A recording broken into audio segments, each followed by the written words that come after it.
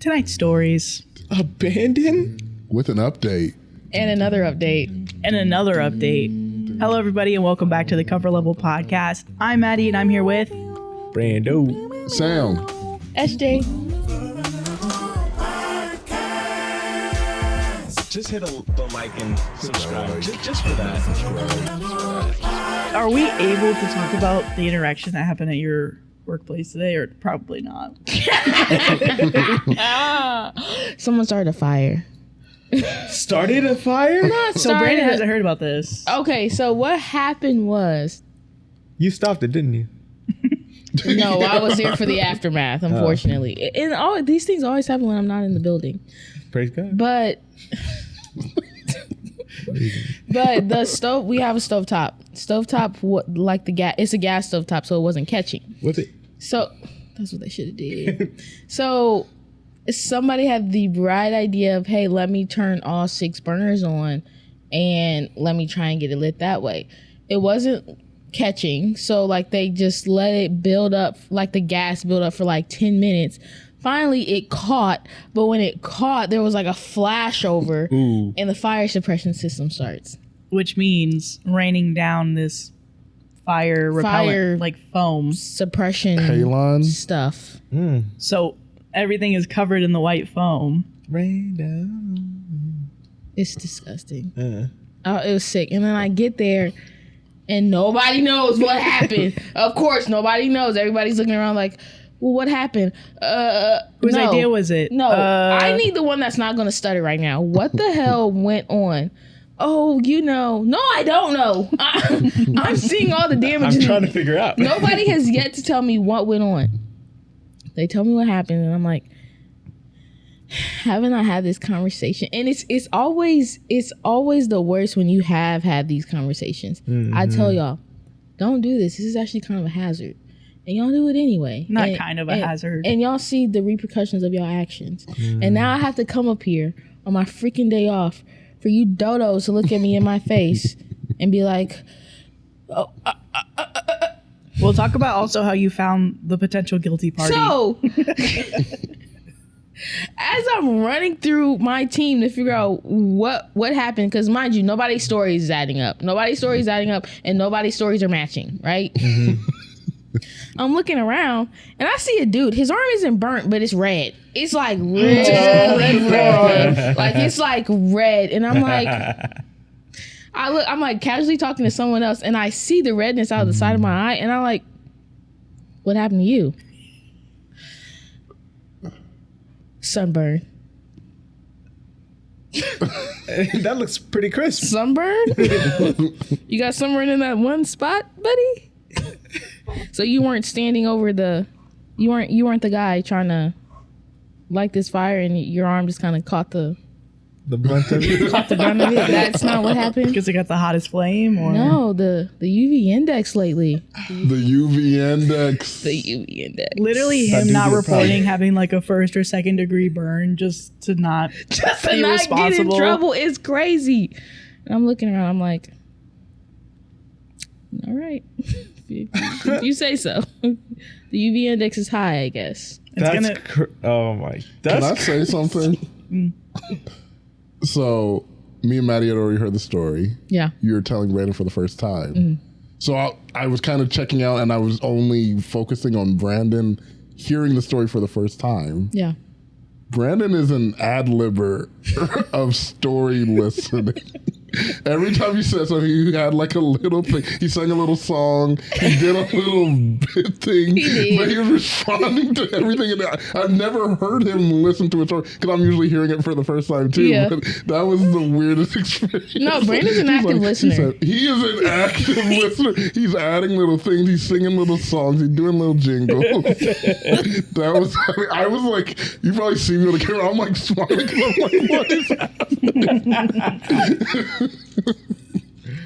That was crazy. But wow, did you have a story to tell? Place is a crater. It's always crazy. Well, right now I'm doing like a 2 days. I like to do 2 days off in a row. Yes. The way that's not happening It's tomorrow. like not possible. It's like if 2 days is too long to be One away. day. One day. Yeah, you're One day is too long to be away. And I'm like mentally dealing with that. You're like the one who's responsible for everybody. I'm the head honcho. Yeah. It don't Makes sense. In The story, buck it don't get stops. no higher than me. The buck stops The with buck you. stops with me. Yeah. Hey, can I talk to your manager? Yeah, you're looking at What's her. up? No, not you, someone else. This is as high as it's going to get, sweetheart. What can I help you Yeah. with? You'd love to see it. I love that. That's the part I do love, but all the BS that comes with it. Yeah, we hate that Yeah, part. the other thing is you need some people under you that can help you And so are that you can have competent. one day off Right. I just need one. because you're not trying to abandon the store. Like this this first first story story. and only story. That It's was the only good. one. The only one. All right, so today we only have one story, but it's really, really long. There's multiple updates. It was going to be something that we were going to do for the live, but then as I kept reading and more updates kept appearing, I was like, we cannot do this for There's the live. no It's not going way. to fit into 30 minutes. Okay. Okay. Okay. So this is my wife abandoned me 2 months ago to find herself. Ooh. Oh no. These never end good. Oh. My wife Mary's family had a history of dementia, developing memory issues in their mid to late 50s. Her mom, grandmother, and several other relatives on her mom's side have developed dementia. Her mom lived with us for 4 years until earlier this year. Her father is dead. Our kids are independent and out of the house. Oldest is in her last semester of college and the youngest is enlisted. The last 4 years were tough on us. Our kids, daughter moved for college but moved back for a little bit during COVID, and our marriage. Living with someone with dementia is brutal. We have talked a lot last year about taking the remaining college fund and our regular savings, selling or renting the house. We were ready to downsize anyway, quit our jobs and travel for a year or until the money runs out. We just had to wait for her mom to move into a home. I understand her anxiety about developing dementia, and I was burned out. You live through COVID, working remote, a wife working remote, a college and high school student taking remote classes, and a mother-in-law with dementia, and you see how you hold up. Space finally opened up, and we were able to move her mom into a care facility. I thought I had a chance to breathe. When we moved Mary's mom out, Mary's mental health took a huge downward spiral. I went from caring for her mom to caring for her. She felt guilty about putting her mom in a home and had lots of anxiety about developing dementia. Our plan was to start our traveling summer 2024, and this story is in 2023. 2 months ago, I get home and she left a note. My friend calls it Exhibit A. Basically, she was going on our trip without me. She had quit her job, took most of our savings, and wasn't sure when she'd be back. Maybe a year, maybe sooner. She knew I'd understand. Her location is turned off. My calls go directly to voicemail. I texted the kids a picture of the note. That's terrible. We have our checking accounts for direct deposits of our paychecks, but we transfer most of it into a joint account to pay the household bills and savings. We both have access to the main savings account. We have joint credit cards we use for household expenses. The 2 cars and mortgages are joint. We both also have our own small savings account, our own retirement accounts, equity funded, and our own credit cards for gifts and fun things. I closed all joint cards and accounts. I waited a month to see if she'd come back, hopefully before she spent our savings. After receiving only one text the first month, I went to a lawyer. She basically said that there was very little to do right now, other than changing the beneficiaries of my retirement account and life insurance. Yay, my wife gets nothing else if I die alone while she's having our adventures. It was only a month and there was no way to serve her papers. My lawyer advised me to keep paying the mortgage and the cars. The cost of trying to get a judge to approve the sale of joint assets was more than making payments. I didn't want to ruin my credit by letting one of our cars get repossessed, but I couldn't sell it because she's on the title. I get random texts and she sporadically posts on Instagram. Of course, she has her comments turned off. I want to block her so bad, but my lawyer advised me that it's better to maintain a communication channel that's not through our kids. Her last post was from Hawaii. She put in the comments how great a husband I was for letting her take this trip. Whoa. I'm barely making it, paying 2 cars, a mortgage, household bills, insurance, hoping there are no emergencies because I have no savings. And she's enjoying our trip. Fuck her. I'm so pissed at her. I helped take care of her mom for 4 years, and her when she fell apart after her mom moved into a memory care home. And she returns the favor by abandoning me? I'll never get to this trip, and I'll have to put off retirement. My only solace is my kids are pissed at her too. They'll probably forgive her eventually. Double fuck her. I'm no fool. She's hooking up with guys. She looks good. She'll have zero problems getting men. I texted her and asked if she was sleeping around. A week later, she responded that wasn't true. Sure. So I'm drinking alone on a Friday night, and she's somewhere, probably on a beach, enjoying her life. Triple fuck her. And then there's edits, and then there's updates. Ooh, I'd be a hot tamale. Ooh, I would be hot as hell. Half of that money I earned, and you get to enjoy the fruits of my labor. Was it on a trip we were supposed to go to? Yeah. You couldn't wait like months, just a few more months, and we could both go. I'm doing everything. I stood in the gap for you. And this is my repayment? You abandoned me. You abandoned our responsibilities. You abandoned our children. And you barely say anything to me? Oh my God. I would lose my mind. I would go off the deep end. All you say is, you'll understand. I know you understand. I couldn't see the post on social media saying, "Oh, my husband is so proud of What's her." that? That's a psychopath. Knowing you're not talking to him and he's like essentially drowning in everything that you've left him in. Oh God. The crash out I would have, like, it would probably land me in a mental health hospital. I don't know how someone could be so apathetic to their partner. Mm-hmm. That's scary. That's messed up. And the fact that you want to crash out, you want to sell everything that you guys have together, but you can't. You're literally tied. Yeah. Your hands are tied right now in this moment. And you literally just have to sit in it. You can't even serve her papers for a divorce because you don't know where she is. Ooh. My blood getting a little hot. And it's funny to me because I do think we listen to a lot of relationship stories and things around the intricacies of a relationship. And I think a lot of people are fearful of this situation happen. Mm-hmm. Like you're with a person and they completely change and they just completely abandon you. I do think this is an anomaly. I don't think this is something normal, but this is the exact thing people are afraid of. Like, I marry someone and then they completely just lie to me and take everything I own and dip. And it's scary that this happened to someone. Yeah. It's really bad. The amount of betrayal Yeah. I would feel if I was in his shoes. And obviously he talks about that a lot, but yeah, just anger, just sadness, so many different horrible emotions, shock. I mean, wow. And of course my mind's going to go to you cheating to me because I didn't think you would do this and you did that. You're giving me no communication. I don't know what's happening. And you're like living it up on the beach in Hawaii. And it's like he doesn't really even have a backbone to fall back on because sick parents. Like there's no family. What do you mean? Backbone? Like his parents, he doesn't have any family? Yeah, like to no support support. him? Yeah, because Yeah. he's supporting the whole family. Both generations, He's younger in a very and older. isolated position. Yeah. Yeah. Are the kids older? Yeah, one is enlisted in the army and one is like finishing college. Oh, okay. So Adult children. So they're But they're still, she's still talking to the kids. I don't know if she's talking to the kids. I don't think she's talking to anybody, but well, she might be talking to the kids because he said that he shouldn't block her because Didn't want all the communication to go through the kids. But I feel like maybe he would have mentioned that. So maybe that's just up in the air right now. But yeah.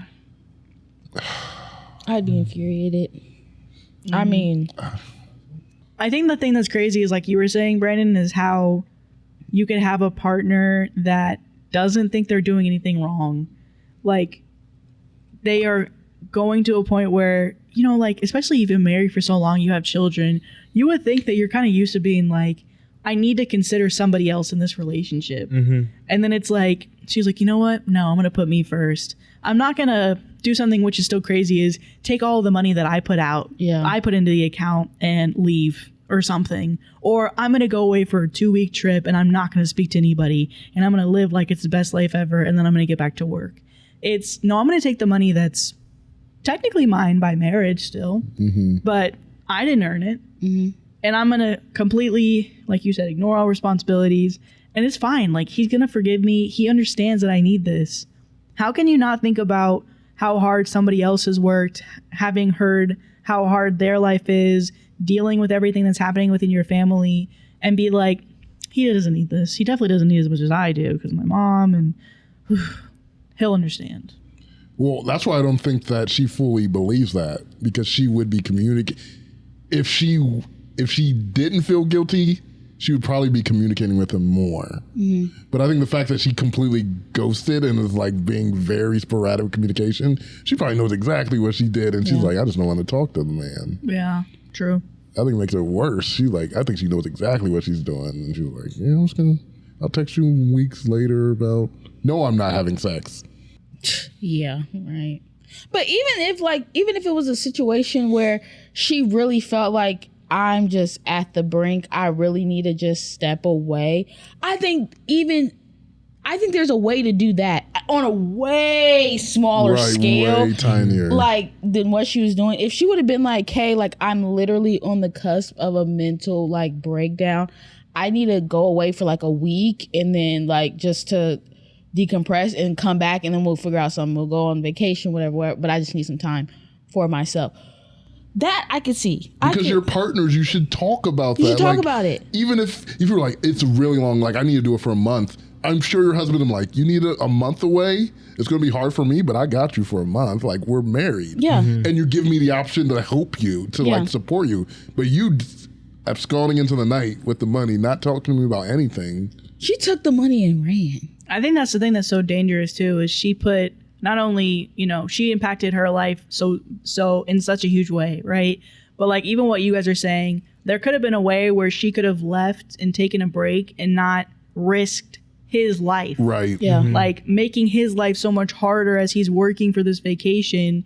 And then it's like, now he is in struggle mode. He's like, nothing else can happen, or else this is all about gonna fall apart. He's like on a house. He is a house of cards right now. Yeah. And that is her doing. There was more structure in that before she ripped out the entire foundation. It's like, she quite literally put him in the position that she was trying to run away from. Yeah. Literally. Exactly. Who's paying for the mom? Who's paying for his home? Is it him? Probably. And he already has no money because she took it. So selfish. My question for everybody out there and you guys in here. Oh, for us. How are your guys' goals going? Our goals. Yeah. If you had any goals this year, because All for the year. I'm gonna be honest, I fell off. I wanted to do 4 documentaries. 4? And I did. You're still good. That's half a year. Dang. I That's only a lot. have 2 slated right now. That's good. Dude, do another 2 and then You're you're done. halfway there. Yeah. But the work it took to get the first one even slated, I'm like, ugh, I don't know how to do 4.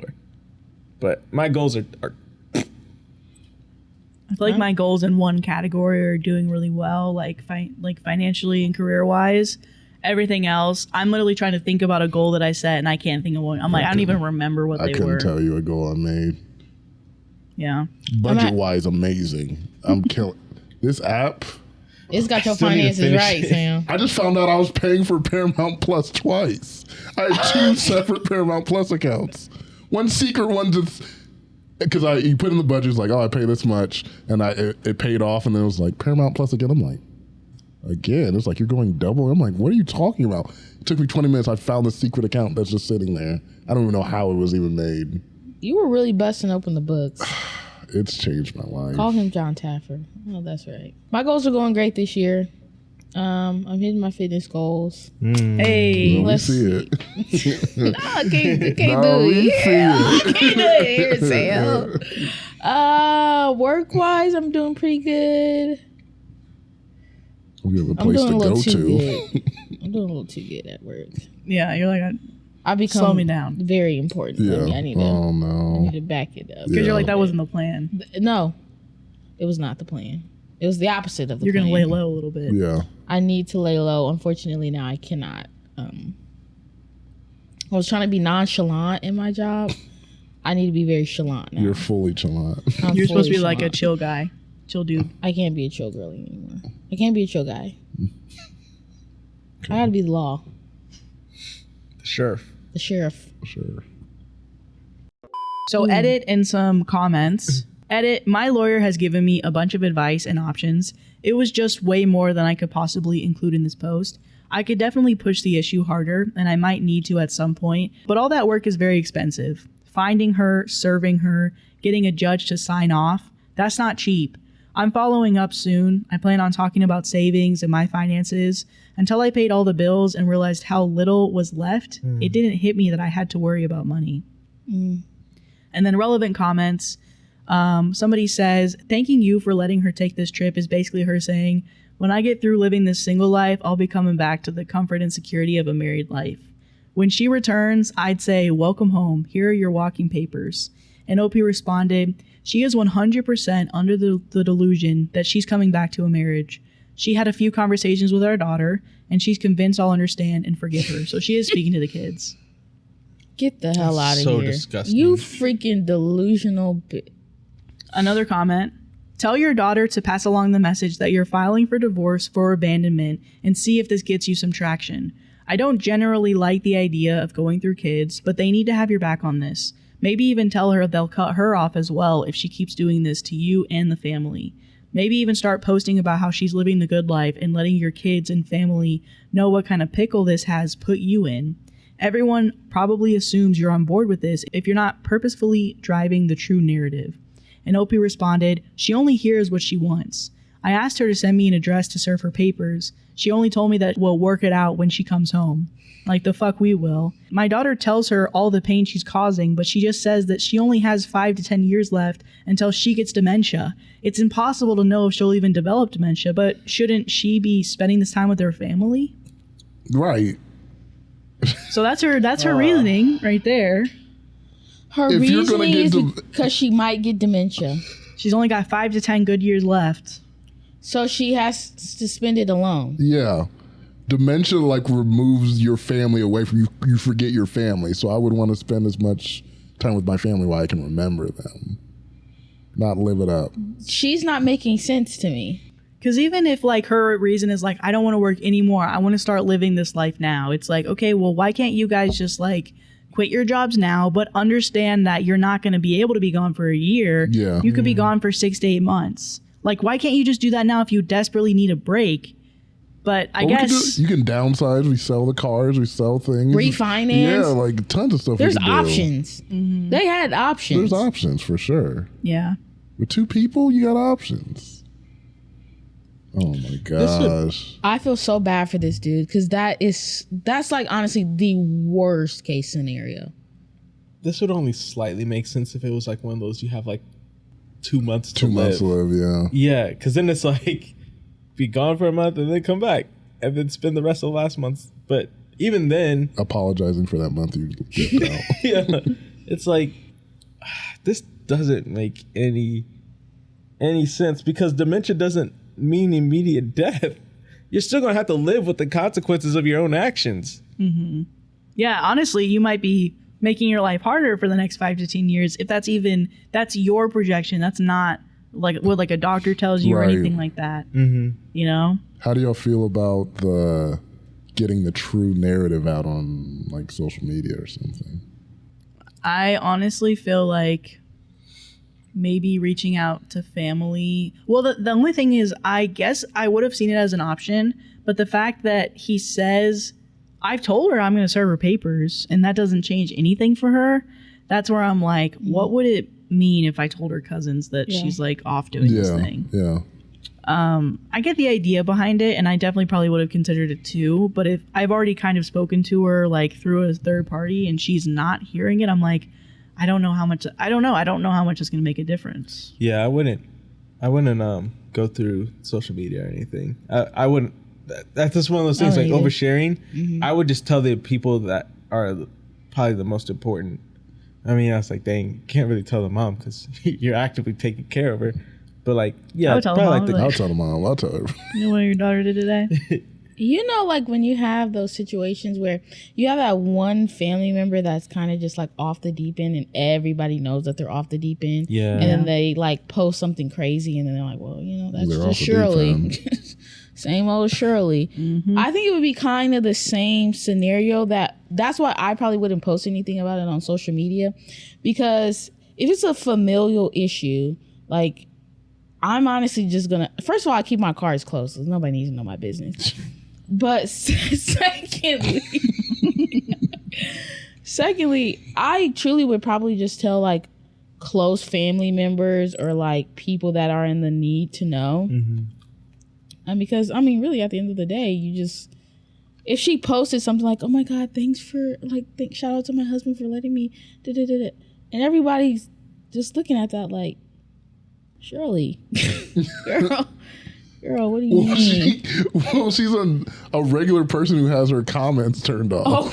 That's crazy. I'm like, who's turning off their comments on a normal person's post? I think she turned it off the moment she realized it could have been a way for her husband to contact her. That's crazy to me. That's what I was like, if one of y'all's comments were turned off on a post, I'm like, what are y'all doing? Are you getting canceled? What's happening? I was like, what's happening? You turned off comments. What was going on? I can't put 3 hearts underneath your picture. Yeah, that's all. I'm gonna put my 3 little hearts, and I can't do it now. What's going on? Miss you, heart. I started reading this book called "Let Them" by Mel Gibson, and interesting. That author. Mel Gibson? Is it that one? No, different Mel Gibson. No, not Mel Gibson. That's crazy. I was like, Mel Gibson? Not Gibson. I forget the last name. That was crazy. That was a crazy. Okay, I'm happy we asked, because people in the comments would be like, "What are you talking about?" It wasn't Gibson. It's just like one of those things where it's just so, like, Mel Gibson is one word to me for some odd reason. Yeah, Mel Gibson. So it's like I say it Mel, and I'm like Gibson. Has to go immediately after. Anyway, but is it Robbins? Mel Robbins? I can't remember. I'm the same way with Shia LaBeouf. Anyway, the book's called "Let Them." That's one word. Shia LaBeouf. It's Shia LaBeouf. Shia LaBeouf. Yeah. Oh yeah, when people go like, yeah, so Shia. Shia. Who the hell is Shia? It's Shia LaBeouf. Oh, well, you should have just said that. Yeah.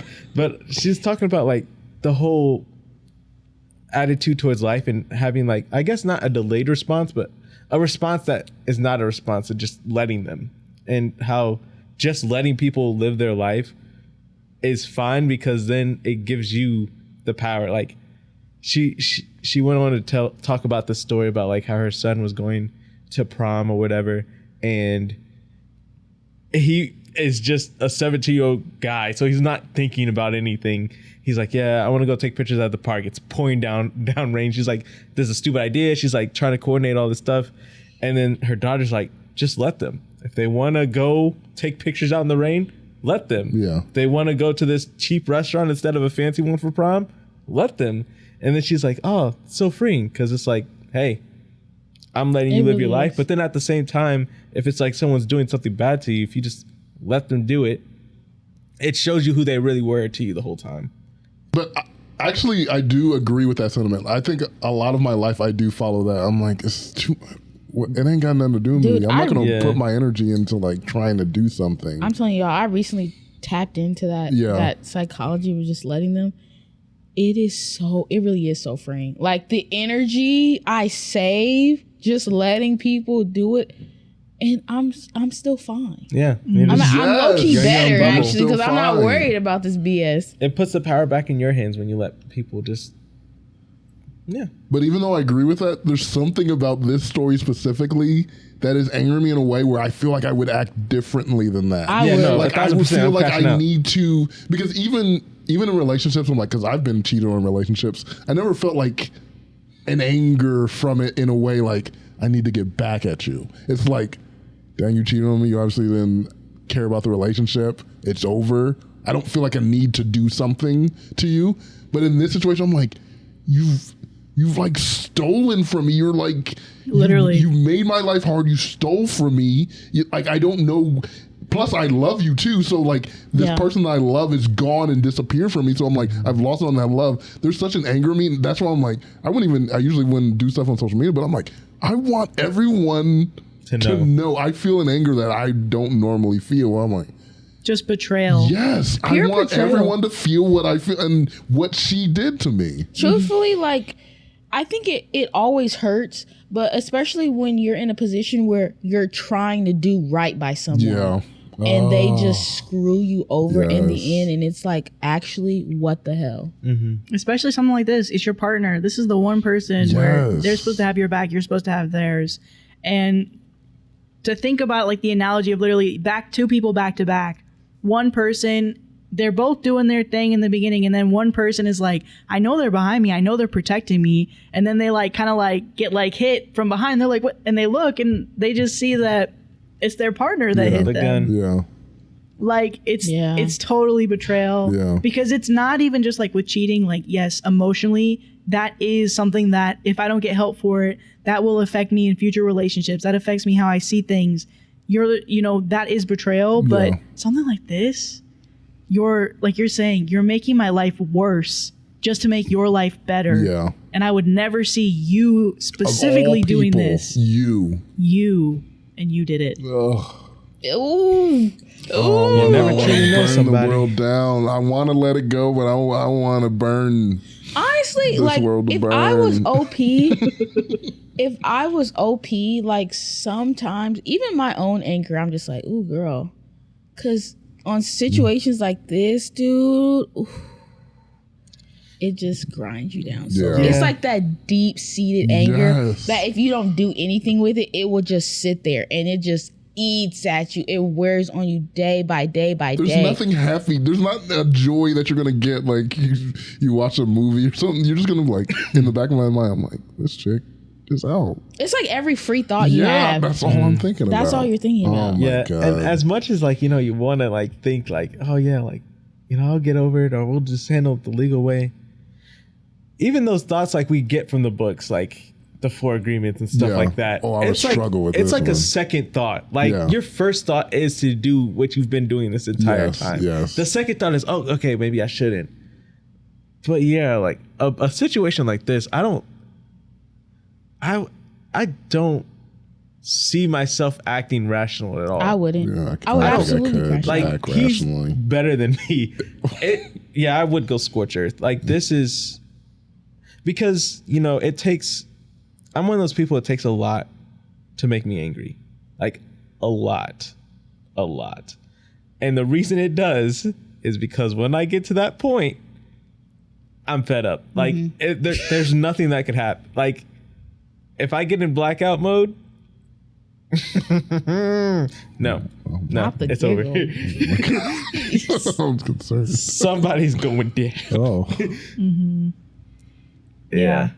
Yeah. All right, so an update from my original post. I'm feeling much more positive now that the financial situation has become a little bit more manageable. Basically, I'm running up debt that will get paid off when I sell the house. Even with lawyer fees, I have 6 to 8 more months before I have to worry about money, assuming there are no emergencies. My friend's wife gave me some good advice. Don't go from being a hero to a villain in your kids' eyes. How I talk about and treat my wife will determine my future relationship with my kids. I don't give a damn about my wife, but I don't want to make her a sympathetic figure or drive them away from both of us. I followed up with a lawyer. Basically, she said we're going to have her pay back the savings she took through a reduction in the shares of assets. Any division of assets will include the savings she took. She'll also have to repay the money I spent maintaining the house while she was gone. There is plenty of equity in her share of the house and her retirement plans to cover that. She said that our finances are so intertwined after nearly 25 years of marriage, my wife is going to get some share of the assets. Best case is she agrees to the terms of the divorce. It's relatively cheap and quick. Otherwise, it gets complicated and expensive. She gave me a lot of options and how much I can expect to spend, so I've decided to just wait, mostly. I just got a couple of credit cards with promo rates for purchases and transfers. That gives me breathing room and I can conserve cash. I'll just pay them off when I sell the house. Now that my financial situation is less stressful, I'm actually enjoying her being gone. I'm free to do whatever I want, whenever. I don't have to cook or clean or take care of anyone. The house is quiet for the first time I can remember. I loved my wife, but her mental health weighed down our marriage. On balance, it was worth it until now.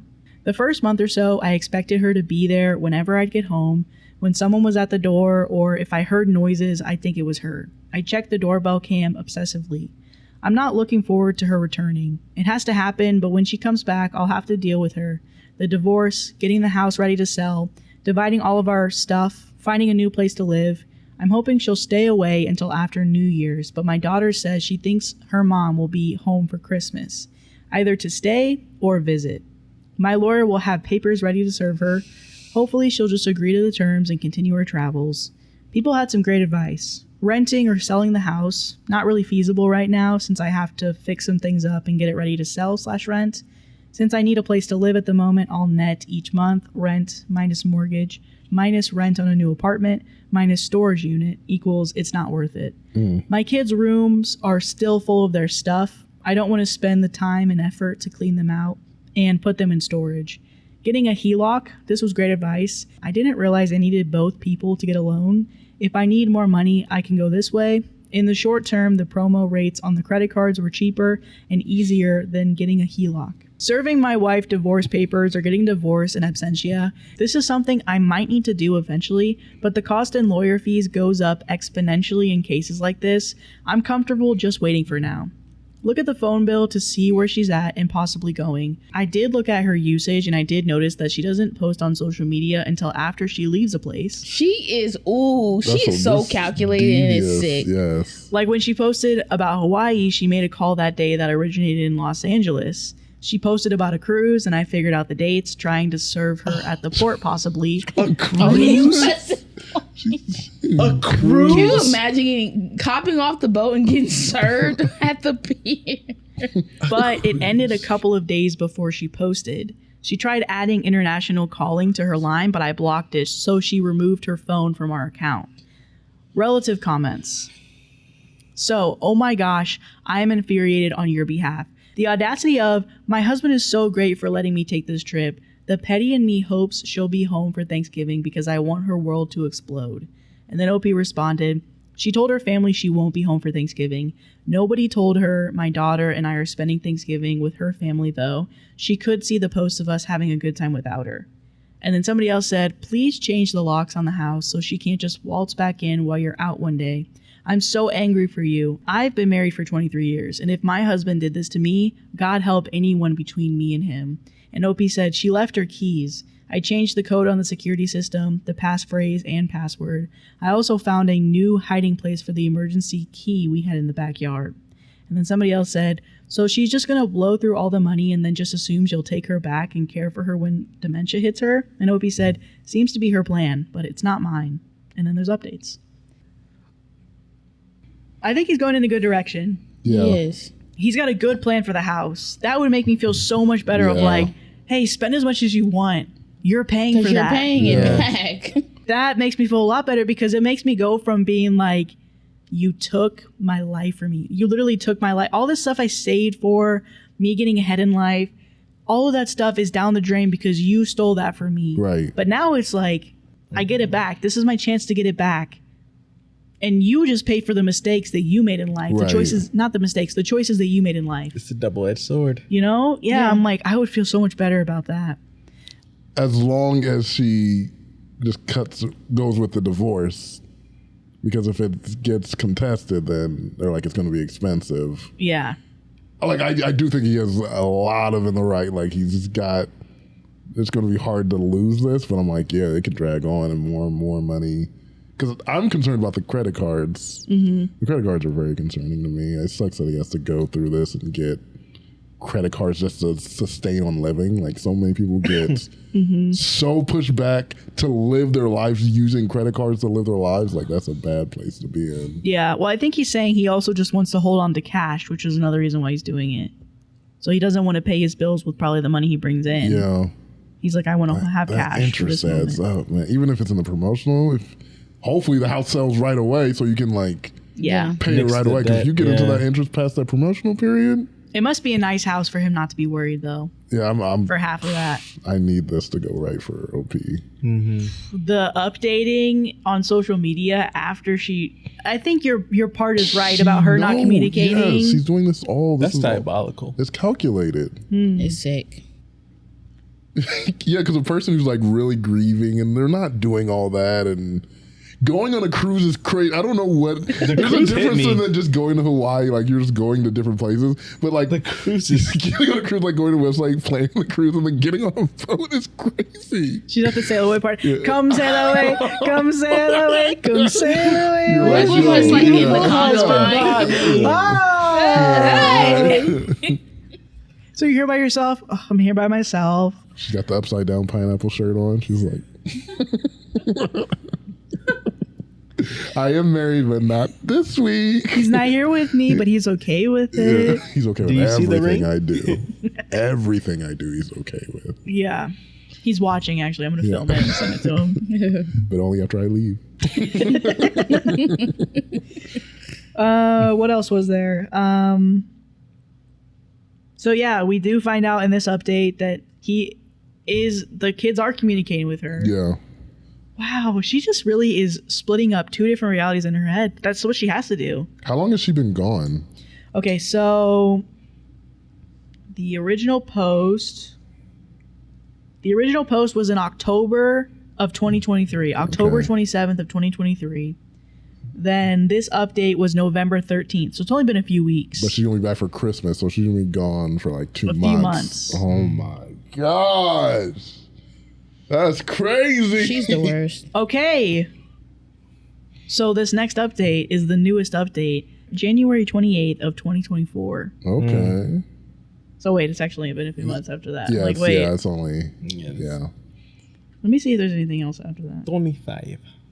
Okay, no. This is the big last update here. Okay, so my wife texted me in the middle of December that she'd be home for Christmas. I told her that our daughter and I, would be at my brother's. She obviously wasn't welcome. I'd leave her car in the driveway, in the fob in the backyard. She wasn't allowed in the house unless I was there. She didn't have keys to get in. She spent Christmas with her sister.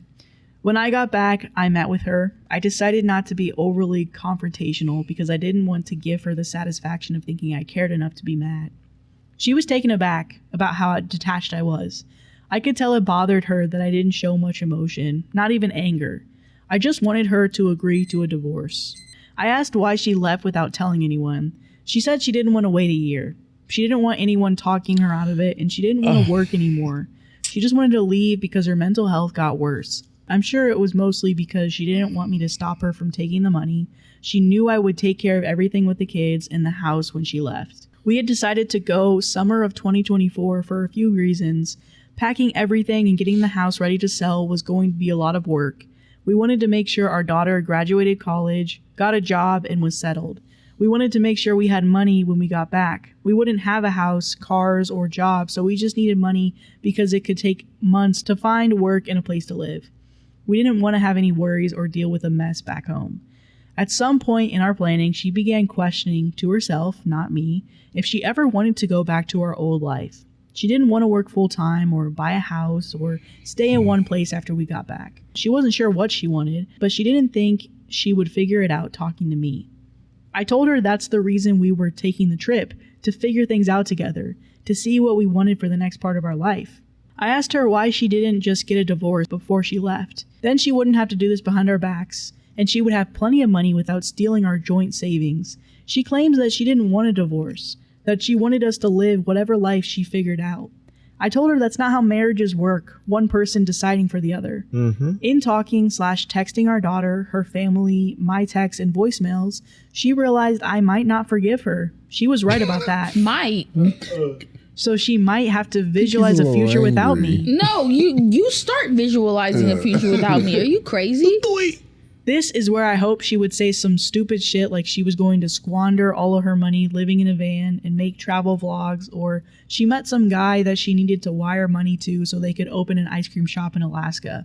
Instead, she wants to be a digital nomad, working part-time, fully remote, and living in new places. She tried to convince me to go with her, but I'll never be able to trust her, plus I don't love her anymore.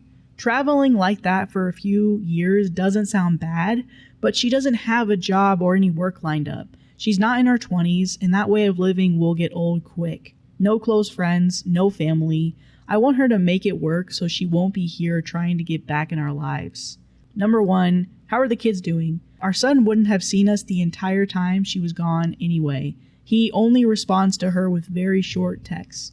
He told me that she wanted to see him, but he said that he was too busy and he wouldn't be able to get away. He lives in the barracks, so it's an easy excuse to avoid her. My daughter stopped talking to her / texting her.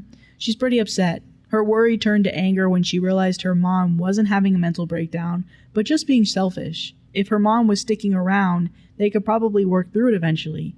I just care that my daughter is happy, so whatever she decides, I'll support. Number 2, did she spend all of the money? About half. I think she realized she needed to figure it out before she completely ran out of money. 3, did she sleep with anyone? I didn't ask because I didn't care. Asking would imply I wanted her back, or it would matter. Even though I didn't ask, she claims she didn't. Not sure if she's lying or not. She might just be saying that because she doesn't want the kids to have another reason to be mad at her. 4, does she feel bad for what she put us through? She claims she does, and she wishes she had handled it differently. She said getting away and figuring herself out was best for her. I told her she was just being selfish, and when she first left, we were worried something would happen to her and we would never see her again. She always has been self-centered. I told her she's taking the easy route and letting everyone else handle the difficult parts. If she gets sick, kids will take care of her. Goes broke, lives with family. Abandon everything, they'll forgive her. She thinks her siblings and our children will let her live with them like we let her mom live with us. Oh, hell no. I'm sure when she visualizes her future, she sees our kids there. They might not be, and definitely not in the same way they were before. Despite how it might sound, I'm actually really happy with how it all turned out. Our divorce is far from final, but we agreed on the big things. We'll sell the house, how to split the retirement and profit from the house, how to pay back the money she took, and what I spent maintaining the household. I got most of what I wanted from the settlement. She'll soon be mostly out of my life. I won't have to pay alimony, and because she's choosing to make significantly less money than I was, I won't be forced to support her. That would be a kick to the teeth. She isn't my responsibility anymore. I won't have to care for her if she does get sick or goes broke. I figured I'd start dating again. I didn't realize a 50-year-old man with children out of the house, a good job, and in decent shape would be a catch. I'm not fighting women off with a stick, but I've had a lot more interest than I expected. It's been kind of nice meeting new people. I've worked out the numbers and I'll be doing pretty well after everything is settled. I only have to support myself. Not where I wanted to be, 50, getting divorced and using Reddit as free therapy sessions, but I'm happier now than I've been in a while. I'm even planning a little vacation of my own. Yay. P.S. Thanks to everyone that has responded and reached out. It means a lot. And then there's some relevant comments, and then I'll just read the relevant comments. Okay, so top comment. I have been regularly thinking of you, especially over Christmas. I'm glad that you got things sorted out and you're happy. Your ex-wife is selfish and an idiot. At some point, she's going to realize that she made a huge mistake and lost the people closest to her. I wish you lots of luck with your dating. As someone else has said, please stick to 35 and up. And I hope you're very happy and I hope you have a very happy and very loving future. And hope you responded, a lot of women that age either have young kids or are looking to have kids soon. Nothing wrong with that, but I've already raised my kids. And then somebody else said, sir, you're a catch. FYI, don't date under 30. Cheers to a new life. So somebody else just said it again. And OP responded, I just recently got everyone out of my house. I'm not dating anyone that has young kids or wants kids. Not that it would matter if they did. I took care of that a while back. Okay. And then he didn't answer their question though. He's like, I'll date who I want to date. Top comment to the post. I've been looking forward to this update. A lot less dramatic than we thought it would be, I'm sure, but it sounds like things are going to be okay for OP, more or less. Man, his wife really didn't realize yet how much she screwed up, huh? She's losing her stability and entire support system and doesn't even know it. Her children are definitely not going to be there for her in the future the way she thinks they would be, and she doesn't understand she brought this on herself by being so selfish and short-sighted. So yeah. Well, I'm happy with the ending. Mm-hmm. Yeah, me too. All that stress she's going to endure, though, it's probably going to push up that. Because isn't that like a big factor to mention? Hold on. Like a lot of stress, too. For her, it kind of sounds like a personal problem. Ain't got nothing to do with me. Yikes. Sucks to suck. I would have helped you before, but now I'm definitely not now. you're somebody I used to know. Oh yeah, it does affect the odds of any developing brain disease. Oh, really? Stroke, late life depression, and dementia. Chronic stress. I am happy. Yeah. You're a hot 50-year-old man. Go get your woman. Go get you a baddie. Make sure she's over 35. Doesn't want kids. Even You better put on that Lululemon. Yeah, get women. Yeah, because it's like, in a way, that's like one of the biggest scares that somebody can imagine. And it happened, but he seems to be moving on and relatively well. Yes. But it's like the scare that he had, at least financially, and for his life personally, besides the fact that he's now going to be divorced, that seemed to all be able to be reconciled. Yeah. Which I think he's very lucky for, and thank God that was able to happen. Yeah. To the point where he's like, well, I guess I just don't have a wife anymore because I can't trust that woman. But everything that she took from me has been returned, or will be returned. And she's agreed to that, and it's going to be an easier divorce than what could have been. Well, financially, everything. That's what I mean. Because I do think in any divorce where someone was like clearly in the wrong and you're taking away from the other person what they thought their future was going to be. Like, I thought my future was going to be this, and you stole that. And I'll never be able to get that back because I did marry you for a reason. And now that'll never happen. And you always have to mourn that. That's like something you're always going to have to grieve. Even if you're like, I don't love you anymore because I can't love a person who did this to me, I still am going to grieve what was. Because we were married for 25 years. That's a thing. That's a long time. That's a time. We had 2 kids together. That's a time. And now I gotta change my whole life.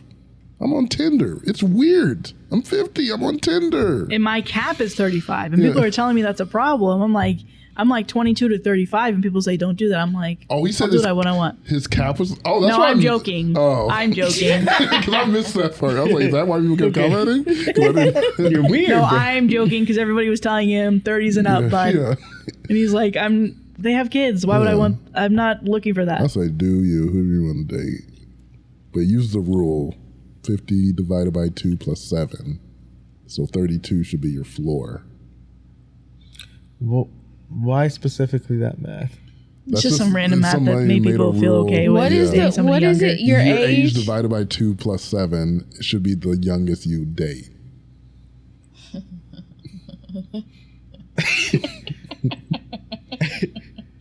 Not the giggling. That's so young is the case. Yeah, what's yours? 19 and a half. Hell no, that's crazy. I think it's weirder at the younger ages, but it's usually older thing. Yeah. Honestly, right now, I don't see how people date like 20. Honestly, like if I was dating, I probably wouldn't date anybody younger than 22. Probably. I feel like that's what Sam's talking about, though. Like, it matters when they're late teens, early 20s, but once they get into late 20s and especially 30s and stuff, you're like, it doesn't really matter that much anymore. But yeah, I think, you dating a 19-year-old is crazy. Yeah. That would be insane. I just don't want him to date a 19-year-old. Don't date that, but he can date somebody 25 if you want to. Do you, boo? Because the way I was at the College World Series game yesterday, and every single time a player's face would pop up when they're about to hit, and I'm like, the way some of these players have baby faces, and tell me why Hannah said this, because I'm like, you didn't need to say this. I was like, dang, they look so young. She's like, yeah, they are. They're in college. She was like, they're younger than you, or something like that. I was like, okay, Hannah. I was like, a little. I was like, Hannah, I know I'm not like young anymore. I didn't say that they were older than me. Okay, I never once said they were older than me. I knew what age range they were in. Older sister Hannah. Oh, well, at least you're not in the bad times, because now that I'm in my 30s, I'm in my mid 30s. When I watch sports, professional sports, and they're like, "Oh man, this person, they need to retire soon. It's time for them to end their career." I'm older than the old people in sports now. Wow. Sports can make you feel bad because sports is sports, like the way they just overextend their bodies. I mean, isn't that why they get paid so much, right? They don't really have like a long career usually. Sometimes they do, but Well, they get paid much for the value of the league. entertainment Yeah, and the stuff. entertainment. I just saw. But the average NFL player is like 3 years. Oh my That's the God. average I just saw lifespan of Ronaldo. a- He's like 40 something. Well, there's like always exceptions that go past it, but the average LeBron. LeBron's like way past the average. But the average in the NBA is like 7 years. The average in the NFL is 3 years. Is 7? Dude. Yeah. The NFL is 3? Yeah. crazy. They call Alex Caruso on the Thunder Unk. And they always are like, yeah, he's the old guy. I just looked up his age and He's like 28. he's 31. Oh, he's 31? Oh, yeah. Let me see. What does he look like? He's the Yeah. old white bald guy. Wait, hold on. Yeah, let me. Oh, that guy. Yeah. He looks way older for his age. He balling though, man. Exactly the same. Some people don't age, and some people do age. You're like, well, I didn't need that sound effect for everybody. Damn. Dang! Shout out to all the people that age. Yeah, life hits you. No, I have seen like people that I've graduated high school, like even me now, and I look at some of the people that I graduated with, and I'm like, bro, you've been stressed. What's Dang, people you graduated with, they're young. Yes, that's what I'm saying. I'm like, Oh no. damn, what happened? What are you going through? He's like, yeah, I was working my job, and I was trying to start my grill, and basically I burnt my entire hand. My arm got burnt off. So yeah, it also singed my eyebrows too. I got a little too close, so hasn't grown back. It's been 2 years. I asked that dude, I'm like, you sure you don't want to go to you sure you don't want to file workman's comp? This is like, seriously. Like, This is actually He's like dangerous. refusing to admit it still. You're like, no, it's sunburn. It's No one will sunburn. admit it. No one will admit it. so you're telling me there's no cameras where that was? No. How? Isn't that like the know. main area? It's like what you see is everybody running away from the area is what you You see see. one running with a hand arm on fire.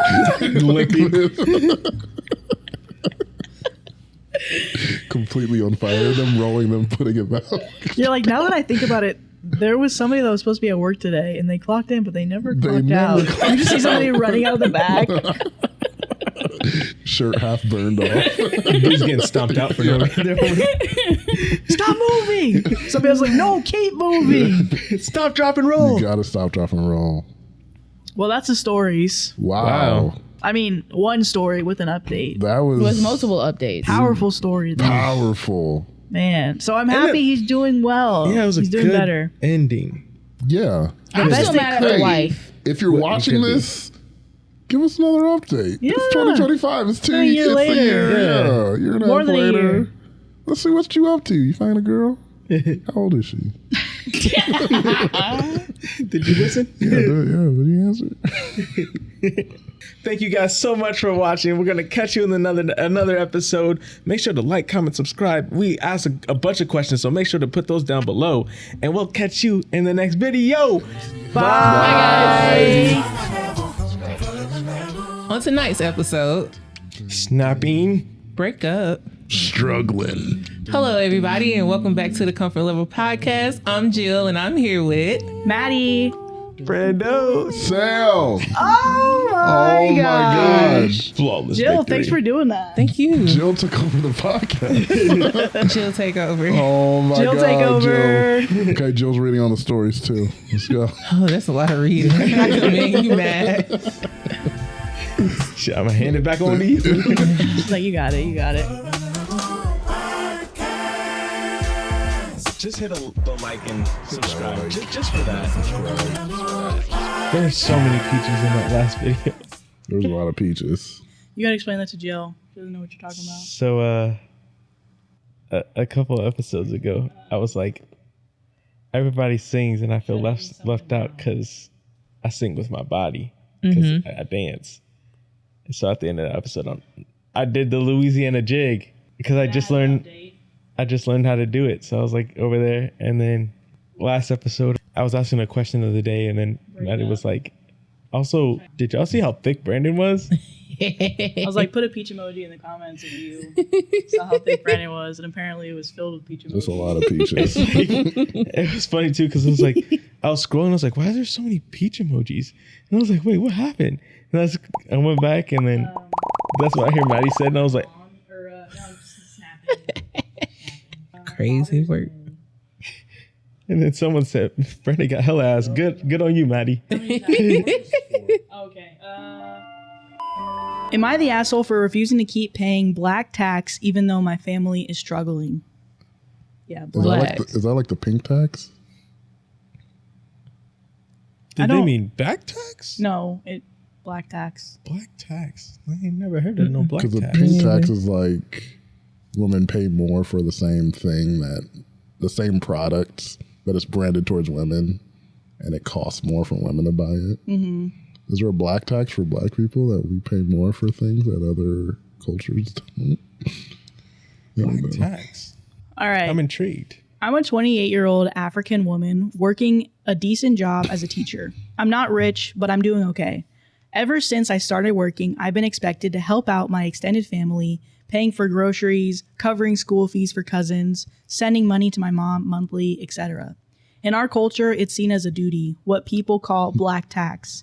I understood this growing up. I've helped where I could, but lately it's become too much. My siblings now expect me to cover everything, and my mom doesn't say no to them. I'm expected to help with bills, car repairs, and now even a wedding contribution for my younger cousin's wedding. I finally said no more. I've started saving for my own life, therapy, travel, and a deposit for my own apartment. I told my family that I'm not a blank check and they need to start standing on their own feet. I told my mom I will only help with the needs, and she cried. My aunt called me whitewashed. My brother said I've become selfish and forgotten where I came from. But I've spent years putting their needs first. I've missed opportunities, drained my savings, and lived paycheck to paycheck while they bought new phones and clothes. I still love them, but I'm tired of carrying everyone. Am I the asshole for choosing myself?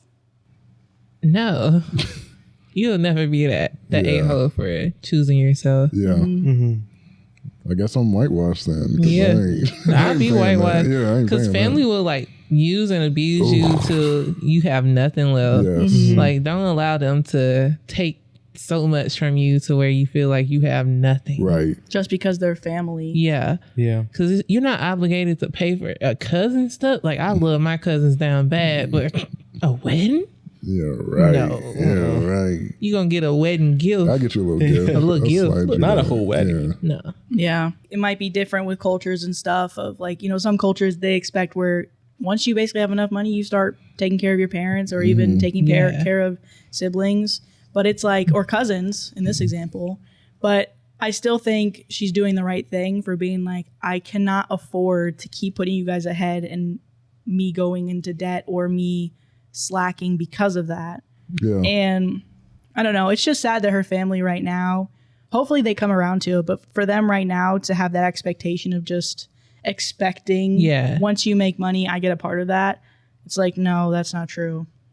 And I think she's doing the right thing. She's saving for herself. And she probably just did the hardest thing right now, which is to say no for the first time. Right. So I hope it gets easier for her. Yeah. It's going to be hard if it's the culture. Like, culturally, this is the thing, because they're always going to be like, well, your little friend down the street pays for their parents and their cousins all the time, and they're not complaining. Why are you?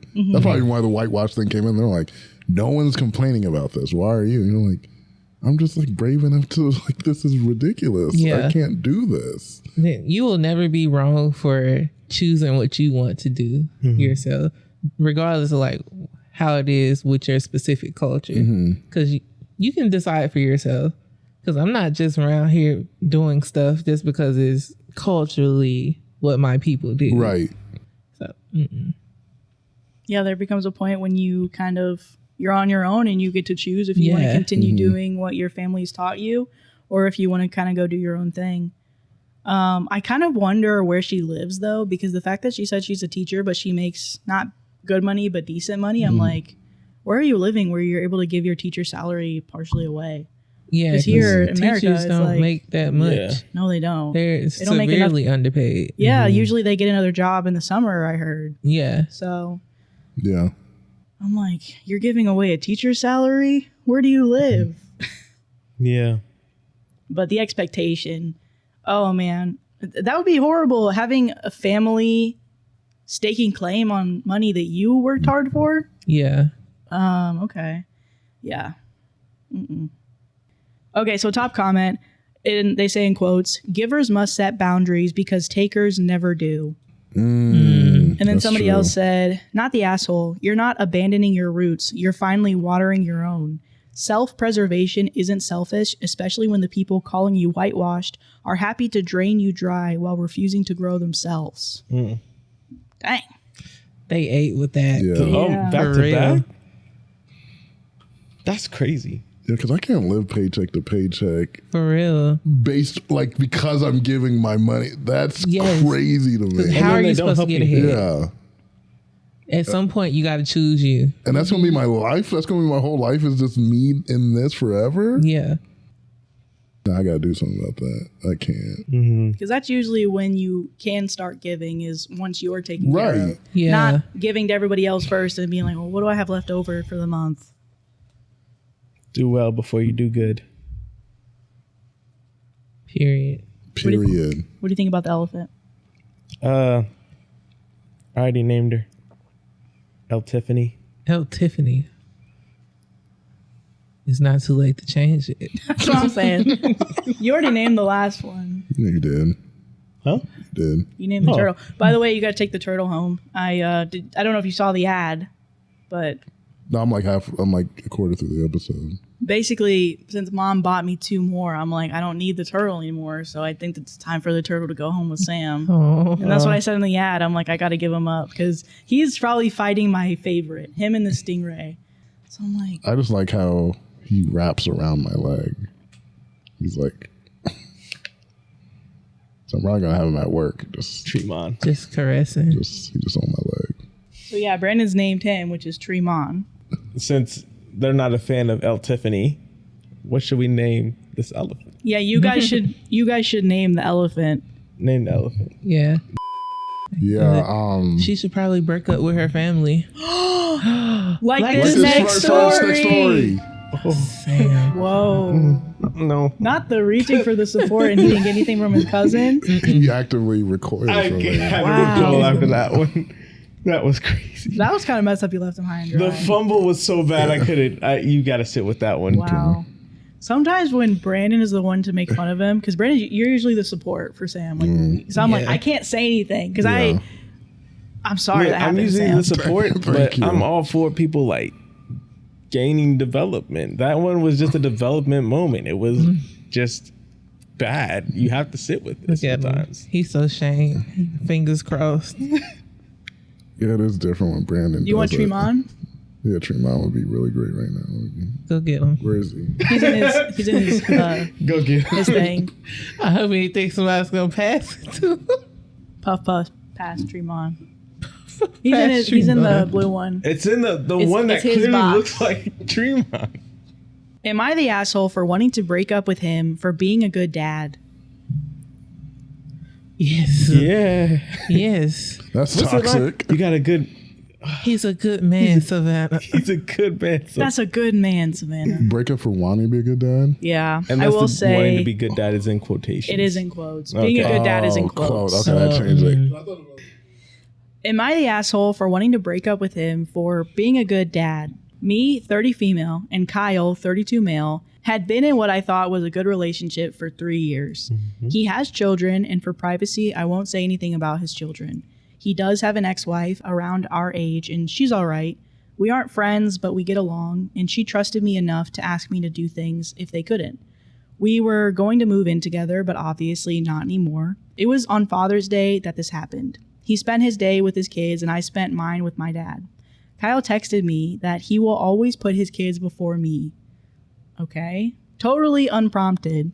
I was confused. My dad asked me if anything happened, and I'm like, not that I know of.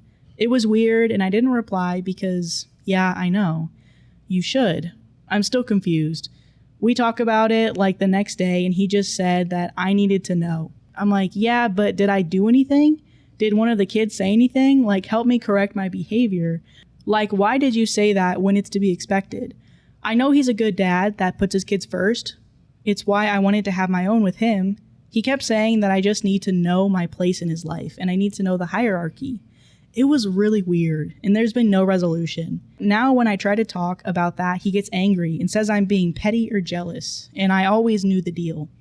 It feels weird to say it, but it almost felt hurtful, like some type of passive-aggressive move, and he just wanted to start a fight or put me down. I've never done anything, and I have been respectful, so why say that? I know I don't come first in his life, and it never bothered me until he decided that I needed to know that from his own mouth. I'm rethinking the relationship and just removing myself from it. Am I the asshole? And then there's a comment and an update.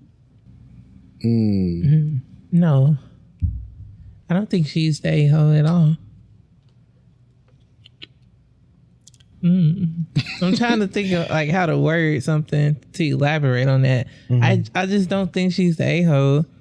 I think something is going on with him though, for sure. To say that unprovoked when it's like a unspoken rule already, and because they're not married, they're just boyfriend and girlfriend. Yeah, I agree. I think it's I think his reaction to her asking like, "What did I do? Like, why did you say that?" was weird. It was like, because maybe he could have said that, and he could have thought he was saying it, and it was fine. And then she took it a certain type of way. But then when she was like, "Hey, so like I know that. Like, why did you say that? Is there something I did?" And for him to like be defensive and like passive aggressive about it, that's where I'm like, I'm still getting a feeling that you're trying to convey something to me, and I don't know what that is. Yeah. So now I just feel off about this relationship. But maybe you do have something where it's like, it definitely seems like something triggered him because she doesn't even know what's happening.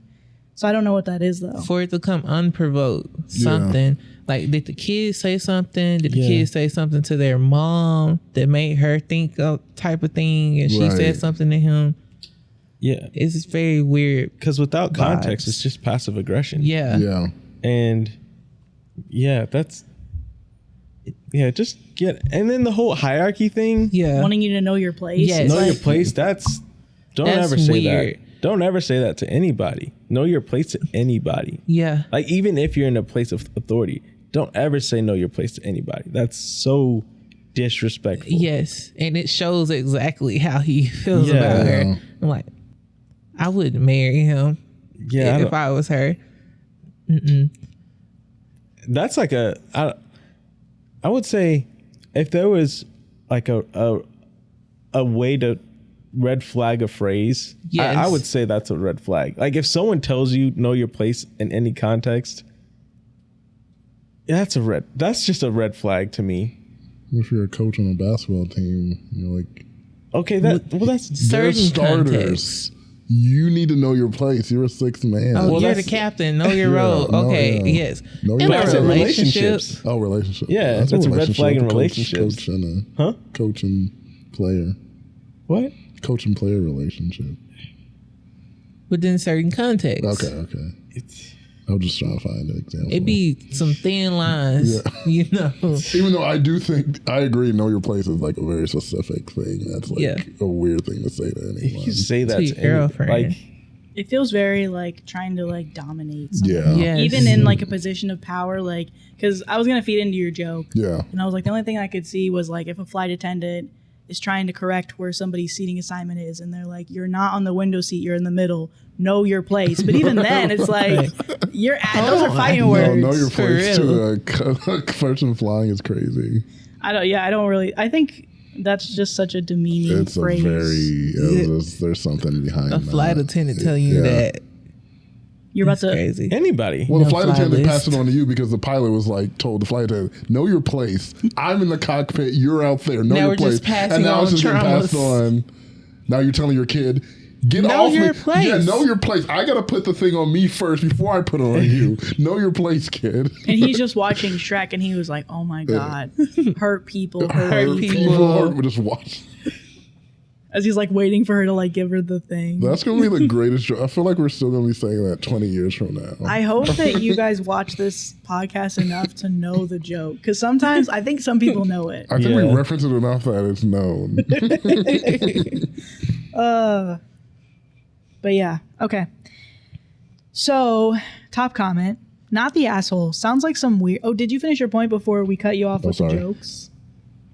Yeah. Okay. Not the asshole. Sounds like some weird passive-aggressive stuff to me as well. Did he spend Father's Day with his ex and the kids? If so, this might be where this is coming from. I would demand to know what he meant as well, and would probably break up if he wouldn't explain. And Opie responded, I don't think he was with her, but I'm like shaking right now. I never thought he could be cheating on me with the woman he fucking divorced. He just said he's spending the day with the kids, but I lost details of the day because of the text. So, cheating? Did that pop up in anybody's mind? It did pop up in my head. It popped in my head because it's unprompted.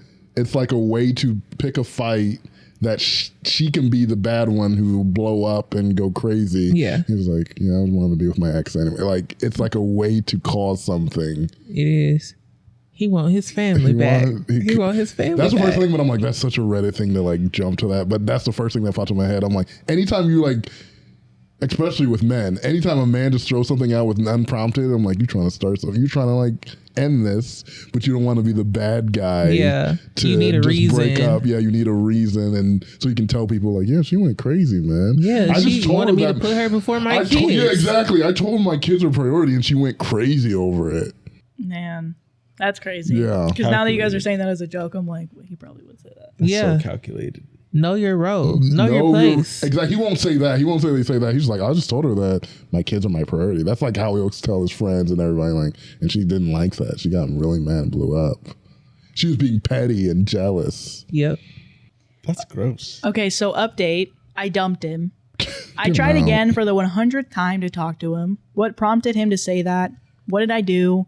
He just got angry and said I need to know my place, and why do I have a problem with it when I knew he was a dad going into this? Same old line like he's been saying for the past week. I asked if he was cheating on me with his ex, and I got called insecure, petty, crazy, and others, but I remember those. I didn't even bother asking about the hypothetical kids. I told him we're done, and he said he knew I couldn't handle it and to stay away from dads next time. I blocked him, sent his ex a text letting her know, and she saw it but no reply, which is fine. She'll be blocked too if anything weird happens. I'm gonna miss the kids, and that's the weirdest part. They're just gone. The graduations, birthdays, and other milestones, gone. So yeah, no more dads for me. I can't say this was a learning experience. It just sucks. Yeah. Thing. He made dads look bad. Make dads look bad, man. The way that he responded, I feel like kind of feeds into your guys' theory. Yeah. Because he was so quick to be like, and was throwing out insults at her. Yeah, that insults are so unnecessary. Like, this came out of nowhere. It's like, it's natural for some people to have insecurities and stuff, but he immediately was like, oh, you're just jealous and insecure. Yeah. You want your family back, sir. Yeah. You want your wife back. It was like that type of argument where he wasn't even necessarily trying to like solve the problem. Yes. He was just trying to keep attacking her. Yes. Just attack. Yeah. Well, not on the attacking side, but I'm like, I have tried to get someone to break up with me by being like a poor boyfriend. And when they finally get to the point, they're like, I can't do this anymore. I'm like, I definitely didn't attack, but I'm like, I guess we tried. It didn't work out. I got exactly what I wanted, but I'm like, oh man. Yeah. Next go around, let's try to be better. That's how I did it. If you said that to me, I'd be so pissed. Knowing that he stopped, I'd be like, yeah, let's try. You try. Yeah. That was early 20s, Sam. I was going to say, let's talk about how old you were. Yeah, it's definitely not now, but yeah. You have a lot of stories from things that you learned, but I feel like sometimes people just need to know that they were. Yeah, there's not now. Past. I'll break up with you and put it in your face now. He's like, I'll call you, actually. But that is so true. I've dated single moms, and that is so true about the kids thing. Is like, if you bond with them, that's just done. Yeah. You can't. There's nothing you can really do about that. There's a couple kids. I'm like, oh, man, I wonder what they're doing now. My stepson. I know they're so old. Where's my stepson? Yeah. That just all that heartbreak is caught you a snap like this next story. Ooh. Go Brenda. Okay, am I the asshole for finally snapping at my husband's mom in front of his whole family? Probably. Yes. Maybe. Well, the mom probably went crazy. Yeah. But especially with my partner's parents, I'm not going to be doing that in front of people. Yeah. Probably. For real. 'Cause mom probably deserves it. Yeah. But it's a time and a place. Yeah. Am I the asshole for finally snapping at my husband's mom in front of his whole family? So here's what happened. We went over to his uncle's house last weekend. Normal family gathering, nothing fancy. I wasn't even in the mood to go, but he insisted. Said we couldn't keep skipping things or it would look bad. Whatever, I went. Barely 10 minutes in, I hear his mom talking to his cousins in the kitchen. She wasn't whispering, like at all. Loud enough for me to hear from the hallway. Stuff like, she's lazy. Doesn't even take care of the house. I don't know what my son saw in her. If I were him, I'd come back home. Like, what? I cook, I clean, I take care of her grandkid. I've kept my mouth shut every time she made her little side comments. Every time she rearranged my cabinets or folded our laundry like it wasn't done right. Every single time. And now she's out here talking crap about me, lying even, in front of the rest of the family. I walked into the kitchen, heart pounding, and I just said it. Please stop talking about me like that. You're always making stuff up, and I'm done staying quiet. That's all. I didn't yell. I didn't curse, but man, you'd think I'd flip the damn table. She froze, looked shocked. Everyone else just went silent. My husband just stared at his plate like it was the most fascinating thing in the world. Then she starts crying, saying I embarrassed her, that I disrespected her in front of the family, that I ruined the night, and suddenly I'm the bad guy. He didn't say a word on the way home, not one. I asked if he was okay, and he just said, you didn't have to do that. I didn't have to? Are you serious? I've been biting my tongue for months. She made me feel small, like I don't belong. I've tried to win her over. I've been nothing but respectful, and he knows it. But now he's mad at me? So, yeah, I don't know. Was I wrong for finally calling her out? Am I the asshole? No. I feel like to the degree of what you said, that was very respectful for the time and place. Because she was loud about how she felt amongst everybody. And then she knows she was wrong, probably. That's why she started crying. Yeah. She wanted to weaponize her tears in that moment. And your husband...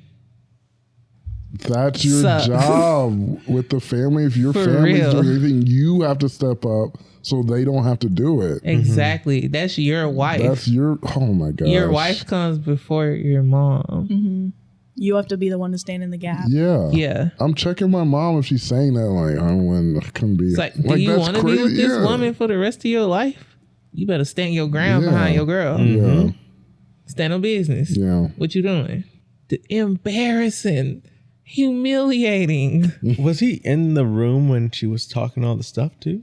That's what Might it have seems been. like. It had to be because she came into the room to speak up for herself. And he's just staring at the plate. Staring at the plate. Staring at the plate. Yeah, buddy. You got to say And something. I bet bud. his mama fixed him that plate too, huh? She definitely She did. did. She knows how to make it just how he likes it. Yeah. And he's like, the problem is my mom does make me the best plate. But it's like, yeah, because your wife's not your mom. Maybe make your own plate. But yeah. Well, it depends on the culture. 'Cause Yeah. I'm like, at the baby shower, like when you hang out with Mexican people, Yeah. it's still weird to me because I'm like, we're in America, but every girlfriend is making their boyfriend's friend's plate, plates. and I'm like, it's still the crazy. They even make my. They were like, hey, what do you? I'm like, I'll go get my food. It's like a thing. Like the women are making the plate for the men. I'm like, it's so interesting to me. Yeah. And I'm like, it does make you feel like I'm like, we're not little kids. We can go like, no, I'll get this and this. Yeah. That's one thing where it's like, when it comes to different cultures and stuff, even though I'm like, say Brandon was Hispanic, right? I still think I would have a problem with like, I'm not making a plate in front of your mom to appease your family. Like, for me, that would be He's an like, issue. make it. And I'm like, oh, okay, now we're really done. Don't tell me to make Yeah. it. And he's like, well, know your place. And I'm like, I think it's fine if both people in the relationship are Yeah. agree to it. And I'm like, I get that. I'm like, you're like, I'm not doing it. Like, I guess I feel like this is something that y'all Yeah, got to have a that's our conversation about, relationship. I'm especially not when y'all gonna come do from it. two different cultures. Yeah. because I Yeah. know some people, I don't know if they're like TikTok creators or something, but I've heard before it'll be like a Hispanic woman and like a guy from a different culture. And she was like, when we're at our house, he makes his own food. He makes his own plate. But when I get to my mom's house, I do make his plate because I don't want my mom to yell at Yeah. me. Yeah. Yeah. But anywhere else, I'm not touching his Yeah. plate. And he knows that. it's basically just for like show. Yeah. But I've never felt right about that. It's something that doesn't seem right, but it's not my culture. So yeah. Because I think I'm getting, before I would get like outraged about like the whole trad wife thing. I'm like, why are they making women do this? But I'm like, now I'm like, it's probably not going to be my relationship, but if people want to live in that traditional way, then I'm like, hey, if they both want to do it, then that's good for y'all. Let them. Yeah. This book it's good. The Let Them book by Mel Robinson.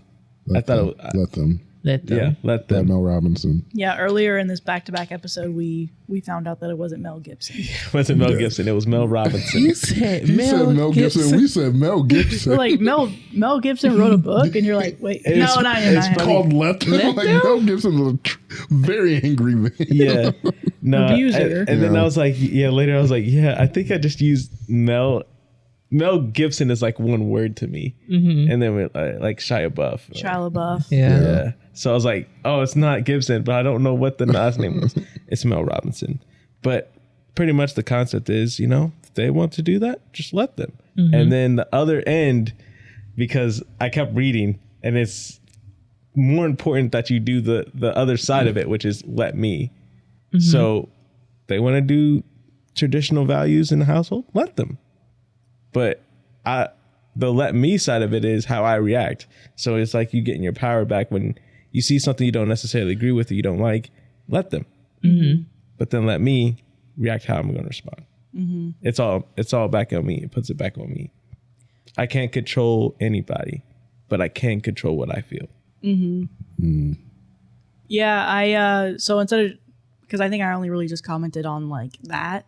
I do think though, like you guys were saying, yes, the husband should have been the person to stand in the gap. Yes. Mm-hmm. He should have said something the moment that she started talking. Like the fact that she's so comfortable to talk about it so often, he should have really nipped that in the bud a long time ago.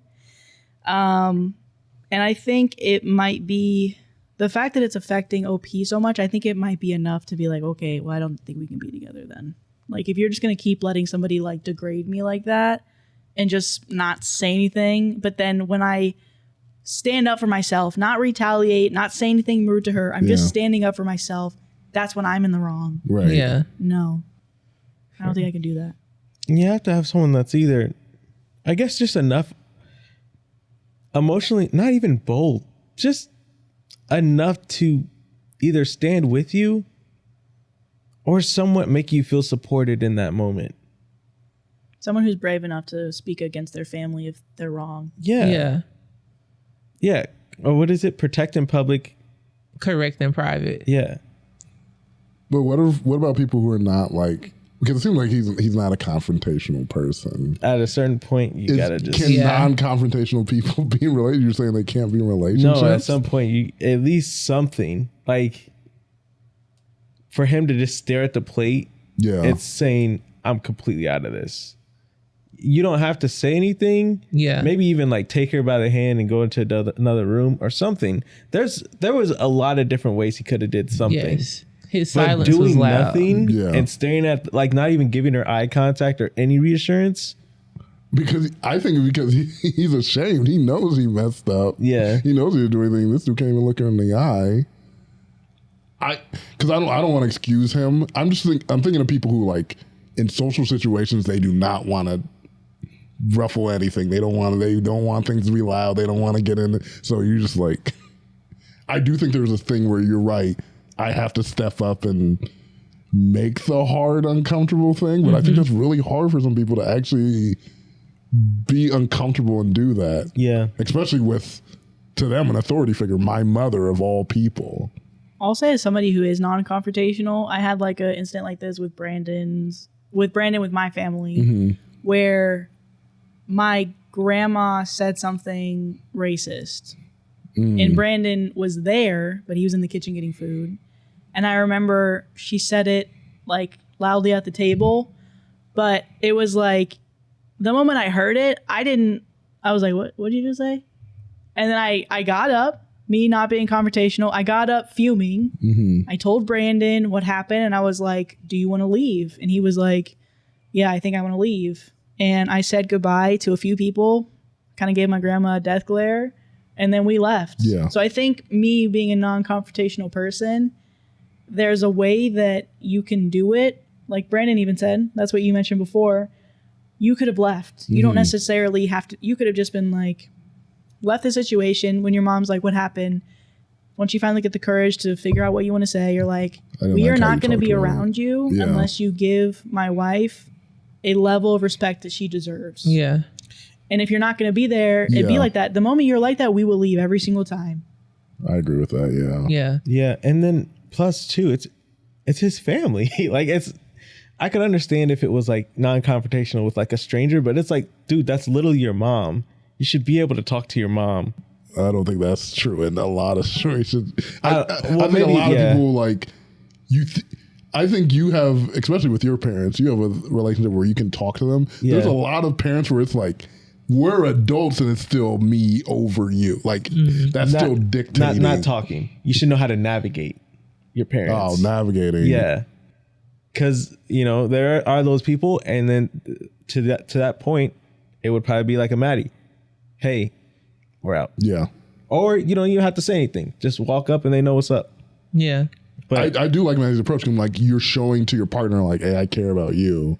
I might not be able to say anything in the moment, but I'm like, I'm prioritizing you in this moment right now.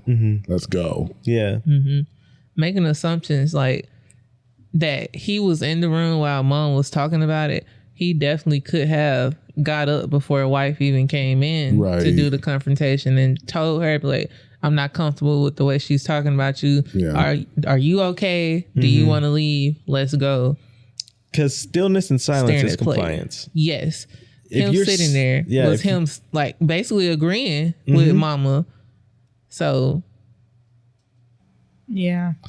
I'm just wondering if it'll have well, it is already having an impact on their relationship, but him not saying anything, even if they somehow resolved that situation, she's still going to look at him as the person who didn't step up. Like, I'm always going to be thinking of you like, you're not, even though everyone doesn't always conform to traditional gender roles, like, you're not my protector. Like, you can't protect me. If we're speaking in traditional roles, you're not protecting Which me. I think even in both ways, like, I want you to protect me, like, just like we protect each other. Now I can't even trust you to protect me. Like, that's going to be stuck in my head.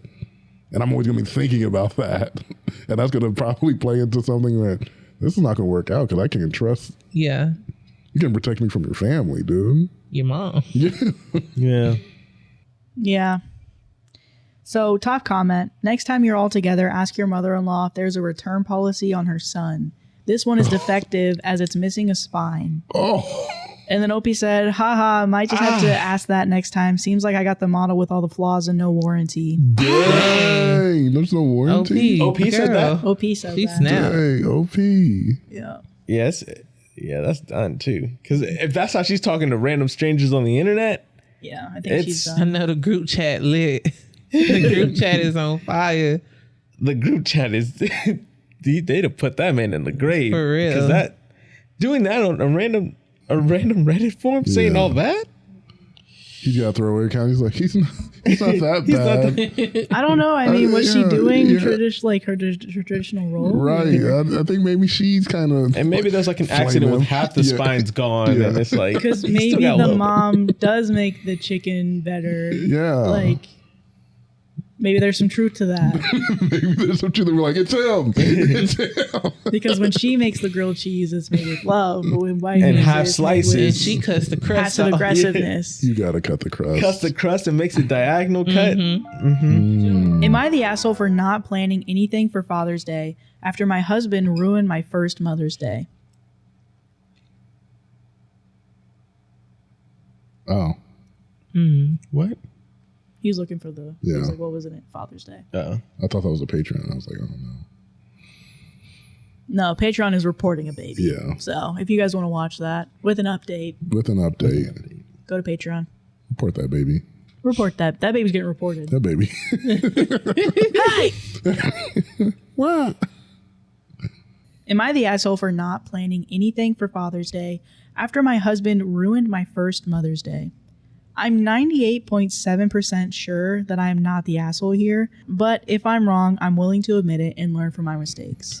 Our little boy will be 1 late this summer, so this was the first Mother's Day and Father's Day for both me and my husband. My husband asked what I wanted for Mother's Day. I didn't want/need anything big or expensive. What I asked for is for husband to get up with the little guy and get him fed while I pumped and chilled. Breakfast in bed, just toast, scrambled eggs, and coffee. For us to take the little guy to the zoo for the first time. This was the main thing I was looking forward to. And go to my favorite taco place for dinner. Between morning and afternoon naps, we have about 4 hours of awake time. The zoo is about 30 minutes away, so I had figured if we left as soon as he got up from his nap and ate, we'd have a couple of hours at the zoo, and worst case, he could sleep in the car on the way home. We took my mom and my mother-in-law out to brunch the prior weekend to celebrate them, his mom on Saturday and my mom on Sunday. I also got them each a thoughtful little present and flowers to celebrate their first Mother's Day as grandparents. I arranged everything and told my mom and mother-in-law that we'd be celebrating on the actual day with just our little family and sent them a group chat which included husband, my dad, and father-in-law just to make sure everyone is on the same page. My mother-in-law is very pushy and overbearing, so I didn't want there to be any surprises or confusion. The Saturday before Mother's Day, father-in-law sent my husband a text with a picture of all the mulch he had just delivered and said something like, "Gonna be a busy weekend," or something like that. Apparently, he had 300 bags of mulch. They have a big yard with lots of flower beds. That night, my mother-in-law... 300 bags? Yeah. They got a big yard. How big is this yard? That night, my mother-in-law called my husband and asked him to come over first thing in the morning to help his dad move the bags of mulch to where they were going to be used. She said since we weren't going to the zoo until after the little guy's nap, that husband can go over and help for a couple of hours and then come pick us up to go to the zoo.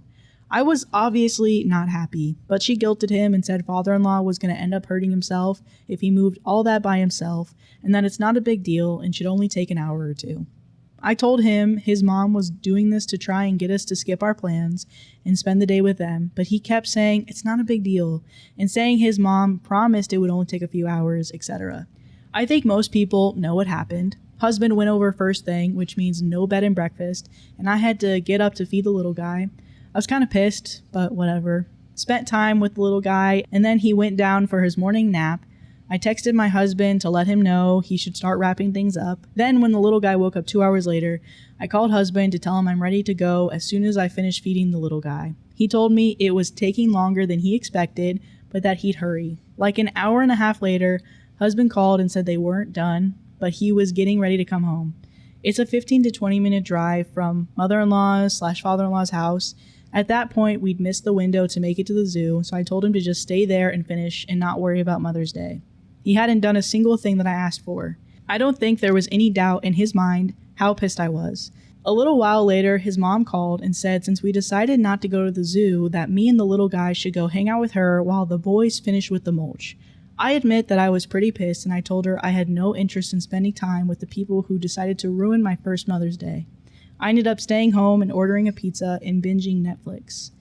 When my husband got home, he was all apologetic and asked how he could make it up. I was still pissed and I told him he could make it up by not ruining my first Mother's Day. I also told him he should plan on spending Father's Day with his mom and dad because me and the little guy were going to celebrate Father's Day with my mom and dad. Since Mother's Day, mother-in-law has been texting and calling, but I keep conversations short and I just keep giving bland, generic responses. My husband has been apologizing and asking what he can do, but honestly, I don't want him to bother. I know it's just a day and we can celebrate anytime, like we did with my mom and mother-in-law, but it was my first ever Mother's Day, and it's not like I asked for anything expensive or difficult. The only difficult thing is he's incapable of setting boundaries with his mom, and she's incapable of considering anyone's feelings but her own. This Saturday, he asked if he was still going to my parents', then he said he'd like to go with us. I told him he could do whatever he wanted, but since I hadn't done anything for his dad, he might want to go see him or something. We both did end up going to see my parents and spending the day with them. It was actually a nice day. My dad insisted on grilling because of course he did, but the weather ended up being nice, and we spent a lot of time hanging out on their deck playing with the little guy. I'm not sure what, if anything, my husband did for his dad. I know he was getting a lot of texts during the day, I assume from his mom. She did send me a snippy text saying it was hurtful to spend the day with my family at the expense of husbands, but I told her she got to spend Mother's Day with her baby boy, so it's only fair that I spend Father's Day with my family. I know my husband was hurt that we didn't acknowledge him for Father's Day, but I told him while we were driving to my parents' house that I'm just matching his energy. I admit I haven't done anything to de-escalate the drama, but I'm still just so hurt he continues to prioritize his mom's feelings over our little family. This isn't the first time his mom has done crap like this, and I'm just tired of it. She's always overstepping and insists on doing what she wants. I'm doing better at keeping her at arm's length and holding my boundaries, but my husband is absolutely incapable of it. And then there's an update. That's a lot to unpack because there's a couple of different things that stood out to me in that story. Yeah. I don't think she's wrong for like being upset about how Mother's Day went. Mm-hmm. I do think she's wrong for continuously like dragging it out. Yeah. Forgive, move on. He's asking how can he make it better? Forgive him, please, and move on. Yeah. You didn't have to match the energy for Father's Day, technically. Realistically, you didn't have to. Yeah, maybe human nature to want to match energy, but to progress your relationship, would it have been beneficial to do that? Yeah. No. Tit for tat's not like it's good not for relationships. Yeah. Like it's the whole back and forth thing is not. Yeah. It's not it. Do you want to be like in the right or do you want to make it work? Yeah. You know, I do have advice for the husband. Mm-hmm. Like in relationships, we're going to make mistakes. Like, you messed up. You should have been there. Like there was a clear, like it was important to your wife. You should have did something about it. When you make that mistake, for me, I think it's a clear, like you don't have to ask her, what do I need to do to make it better? Make a breakfast, plan a thing, plan a Zoom. She doesn't have to do it. Do it the next Sunday. You don't have to have her say, okay, just take all the pressure off her. Yes. Make the plans yourself. I promise you she's probably going to respond to that better. Him, because I get him in a way, you're like, hey, what do I do to fix this? Mm-hmm. But a month passed between Mother's Day and Father's Day. And you didn't do anything except ask her. Yeah. Like no thoughts. Yeah, like you didn't try anything. You didn't try. That's where I'm like, from husband, I need you to do something more than step that. Up a little Especially if you made the mistake, you got to do something. And set those boundaries with your parents. Because I feel like if you knew y'all had this plan, it's already messed up by you going to help with the mulch. You should have been like, hey, I have until this certain time. After that, I can help you on another day, just not today, because today is about my wife. Happy Mother's Day, Mom. See you later. Bye. Bye. We had brunch last week. Yes. I was also thinking too, which is, it's one thing I think I've gotten a lot better at. Well, I know I've gotten a lot better at is just planning ahead too. Mm-hmm. So the second someone else's plans, like, because my mom would do it sometimes. She'd be like, hey, I need you to do this. And it's like, well, I can't. Well, I that's different because me and my mom have good communication. So I'm not saying that's for everybody. But if it is one of those scenarios where you can't necessarily say no to your mom, plan ahead. Okay, you saw the 300 bags of mulch and they're like, yeah, there's a busy day tomorrow. So there's your opportunity. What do I do here? I could still at least plan the breakfast. Mm-hmm. Just get up a little earlier and at least have it prepared and then go do the mulch. Set the boundary. I got till this time to this time, then go back. But I mean, that's perfect world. So, but I would just say, just also plan ahead. But at the same time, I feel like with all these Reddit stories, there's always a deeper thing. It's not just... Yeah, we get like surface level. Yeah. The Mother's Day was the real exposure to the deeper problem, which is that he has an unhealthy boundary with his mom, and it makes his wife feel like she's in second place when she should be first. Yeah. I think, initially, for the most part, I agree with Jill. I think it's being way drug out. I understand why you feel that in the first place. Something in me is like, I also get why she's like, I am matching the energy for you on Father's Day. I do think, though, if he were to have done the thing that Sam did, which is give any type of energy back, don't ask, well, what do you want me to do? That's the worst thing you could ask. I feel like a partner in a relationship is, I don't want to have to tell you all the time what you should do to make it up. I had to tell you what I wanted for Mother's Day. That's the thing. I already told you what I wanted. You didn't do it. I think it's even easy. Just literally do exactly what she told you. Just do it a different way. And you plan everything. You just make sure all the friction points are. I think if he would have done that, I probably, by the time that Father's Day would have come around, I would have been like, hey, I'm willing to do some stuff for you, but I think at the end of the day, this is what I want to do on Father's Day. Maybe next year, but I'm still a little upset about it. I think they need to go to therapy to talk that out, because the fact that it's been like a month is a problem. Now, to his behavior, I do think you were like you said, perfect world. I think that's him being Superman, getting up early. But the thing is like, also, it's not just breakfast. It's taking care of the son in the morning so she can sleep in. But it's like, at that point, it's mulch. Like, Dad, don't do it. I will come next weekend. It won't be on Mother's Day. Do it a different day. 100% say no to that. Why 100? But it's mulch, Dad. Please do not do it. I will come next week. We told you a few days ago. We told you, I think, the day before. This is what we're planning on doing. Don't, just say that. I can't do it today. I can help you a different day. Because him trying to be Superman, even then he would still fail, because I think she wants him to be there so she can have her space, so he can take care of their son. And then, just again, she literally told you what she wanted, and somehow you completely missed all of that. A day. Literally. Yeah. Prioritize my son. You already go, even if you did go early, you leaving already shows like, I can't be a part for Mother's Day, one day. So that's where I was like, I get why a month later she's still carrying it, because it's like, now the coin is flipped. You expect me to do stuff for you. I'm still deeply upset that you left on Mother's Day. You did this for your mom. I will not be there to do what I asked you to do for me until it's like, proven again. Yeah. So that's where I'm like, I get why she's like that. I think if he would have shown any type of effort, just done what she asked on a different weekend, it probably would have gotten solved, and it might have been fixed by Father's Day. But the fact that he's just like, what do you want me to do? Anything. Tell me whatever you want me to do. It's like, oh my God. Yeah. Do I have to think for you too? Yeah. And he really needs to have a conversation with his mom and just really set some boundaries, because she was upset that they didn't come over for Father's Day too. It's like she needs to accept that he has his own family now, and that they're not gonna spend every holiday with you. He's not gonna like run at every given moment to come help out. I think that's something that personally that I learned as having, one sibling that's married, is instead of it being like everybody comes over to mom's house for the holidays, or they prioritize all of us being together, especially now that I have a niece. It's like they are their own little family. And I feel like at first, when they were always like prioritizing their family, there was a point where I was like, but I never see you guys. Yeah. And as time's gone on, I'm like, I don't necessarily like it, but I'm like, I get it. It's you guys do what you got to do. At the end of the day, let them.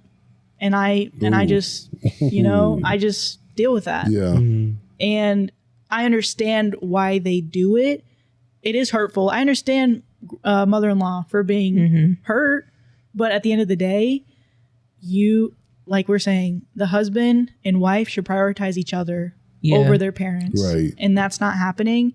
And it's tough because the mom has so much love for her son, and she probably just doesn't want her son to like be missing, but it's like, he's got a family now. Yeah.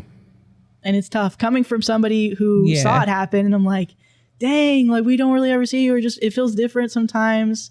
And it's like, they have different priorities now. Right. Things have changed. And that's just kind of the way it is. Yeah. That's the way it should be, in my opinion. I wonder if that happens. Does that happen naturally in, well, my thing is, I feel like in a marriage, you like have this deep connection. It's legal. It's having a thing. You almost feel like I can disappoint this person because like they know me. I see them every day. I love them. It's easier for me to have an issue with them than to just tell my mom or this other person no. Like, I know I can like have an issue because they'll probably understand this is my wife. So I'll do this. It's easier for me not to make a fuss with this other relationship. And some people go into a relationship thinking that they're like, I should have priority. My wife should have priority, but I'm like, I know she'll understand, so I'll do other things to make it easier. And I wonder if people fall into that. I just feel like that's just doesn't lead to a sustainable marriage. I don't think it leads to, I think a lot of marriages are hurting because of that fact. Yeah. Like, I'm not prioritizing or putting in because I'm like, oh, they'll understand. They'll still be there. They love me. It's fine. Not realizing, no, I still have to put energy and effort into it. Yeah. Still got to date. Yeah. You still got to date. You absolutely. And I feel like that's also when people need to know their partner. Because is your partner okay with that? Or are you just like making up in your head that they'll be okay with that? Like, do you know who you married for sure? Yeah. Yeah. And then because I see what you're saying, but also it's her first Mother's Day. True. And you, as much as some people might be thinking that, it's her first Mother's Day. You don't get a agree. second one. Yes. Yeah, I agree. And my mind went to like, okay, first Mother's Day, this is a young baby. Maybe she's still dealing with some postpartum things. That's why she like feels a certain heightened level of emotions about it a little bit too. Also, first Mother's Day given. But like there could be something else like mentally going on with her also that's kind of making her feel more about it. Yeah, because maybe it is one of those things where it might be a relationship like that, but it's just like, well, I'm already like, I feel like in a relationship you should be, people have different strengths. So, but we should both be getting the same equal amount of energy in. And she had already planned a brunch for both her mom and his mom, got them a gift. There's like this whole thing. Like seems like a very thoughtful person. Yeah, like this is like, strategic. this is a strength of hers. Even if he doesn't have that strength, I would still see that and like, hey, I got to step up from like, it might not be my gift, but I got to put all my energy in Mother's Day to make sure she did this for my mom that she clearly does not like. It's very clear throughout the story. She does not like the mother-in-law. I still did this for her. And if I saw someone do that for my mom, I'm like, dang, I love this girl. I gotta go hard. I gotta do what I gotta do. But some people take for granted when they have these kind of like very strong partners, they kind of almost take it for granted. Like that's just them. I don't have to. Yeah. I already won. They love me. I'm married. Like I ain't got to do anything. Some people take that approach. Yeah. They don't take that keep dating approach. And to your point, Sam, the fact that Father's Day came and went and he didn't do anything for his dad. Did you hear that? Yeah, he did. The mom was pissed because she was like, he didn't even spend time. He didn't do one thing for his dad. She probably would have been the person doing that for his dad. Yeah. And so so she's just planning everything. Yeah. Even for the dad, I'm like, I did move the 100 bags of mulch for you. So. Happy Father's Day. 300. I'm on Mother's Day. I'm saying Happy Father's Day as I'm moving the mulch. Yeah. I'm like, this is it, right? and I don't even know if this is just specifically my family, but I do feel like the women end up being planners a lot. So if like the mom, something like this happens, the mom's fed up, everybody feels it because usually it's not like an even workload when it comes to being thoughtful for other people like this. Because my family's very much the same, where like holidays will come around. My mom is planning stuff for when my dad comes in town so that he can see his family. He doesn't do that. So it's like, in general, my mom is the planner because she wants everybody to be together. If my mom didn't lift a finger for an entire year, we wouldn't be doing anything. Nothing would happen, yeah. Now I'm wondering, because I'm like, I don't think I ever can fully get behind of like actually live my life with like traditional values, but there are benefits like that specific thing of someone being able to take on that labor and like for the family, there's such a benefit to that. But now we're in modern times where people are like, it is it's a load. It's such a heavy load. And because society just like said, this is what women do throughout society. And like, they were doing it, but they were struggling too. But it's just like, society's like, it doesn't matter if you're struggling. Like now people get the chance to step up. I'm like, what do we shift into though? Like what do we get to? Because there is a benefit to it, but it's also not sustainable by one person. So how do we, like, as a society, be like, let's all share this into it. Let's somehow break from gender roles where this person was expected to do this and expected to do this. I still think we're in that transitional period of, like, actually moving into something that's actually sustainable by two partners. Like, one of us got to do it. Because, like, it's not even just heterosexual. Like, it's happening in gay relationships too, where, like, one just falls into one gender role and one falls in the other, and they're still doing the same thing. Like, it happens naturally. Like, can we just have a partnership where we're equally, as much as possible, equally doing things? Yeah. There was a video that I saw where a woman was talking about with her relationship. It was like that. But her husband didn't even realize how much she was doing, because, like, she was, like, basically freaking out, being overwhelmed. And I think she said she ended up writing down every single task she does, either daily, weekly, monthly, or yearly for the family. They put it out on a spreadsheet. Like, she was like, hey, what is everything that I have to think about for this family? And then they split it up depending on strengths and tried to make it as equal as possible. But she said, I feel like she said that took years. And if they didn't do that, I think she said her marriage would have been over. Because it's like, it comes to a point where sometimes people don't even know how to communicate it, of like, this is so overwhelming, I'm literally, like, done. Right. To the point where sometimes the partner's like, you didn't even ask, like, I didn't know. Right. But anyway, yeah, I think that's a really big discussion of, like, the mental load of day-to-day stuff for your family, and one partner carrying more, to the point where sometimes people know, sometimes people don't even realize how much they do. So there's an update. I posted here last week. You can find it in my profile if you want the backstory. I wanted to thank everyone. I've had a lot of people asking for an update, so here we go. This weekend, the husband and I sat down and talked about everything. I expressed to him how incredibly upset and disappointed I was at how both Mother's Day and Father's Day went down. I really wanted to recognize and celebrate my husband for Father's Day every bit as much as I hoped he would recognize and celebrate me for Mother's Day. He said he knew he shouldn't have gone to his parents on Mother's Day, but he didn't know what to do since his mom was pressuring him and said if his dad got hurt, that it would be his husband's fault. Oh, it's his fault. Because why are you lifting the mulch in the first place? 100 bags. He admitted that he knew he messed up and has been terrified that I was going to ask for a divorce. I told him that if this is how our life is going to be, I don't want to stay married to him. I explained that I realized that while yes, I was upset about what happened on Mother's Day, this isn't what was making me feel that way. That was just the straw that broke the camel's back. This kind of behavior from his mom has been happening since before we got engaged and has just escalated.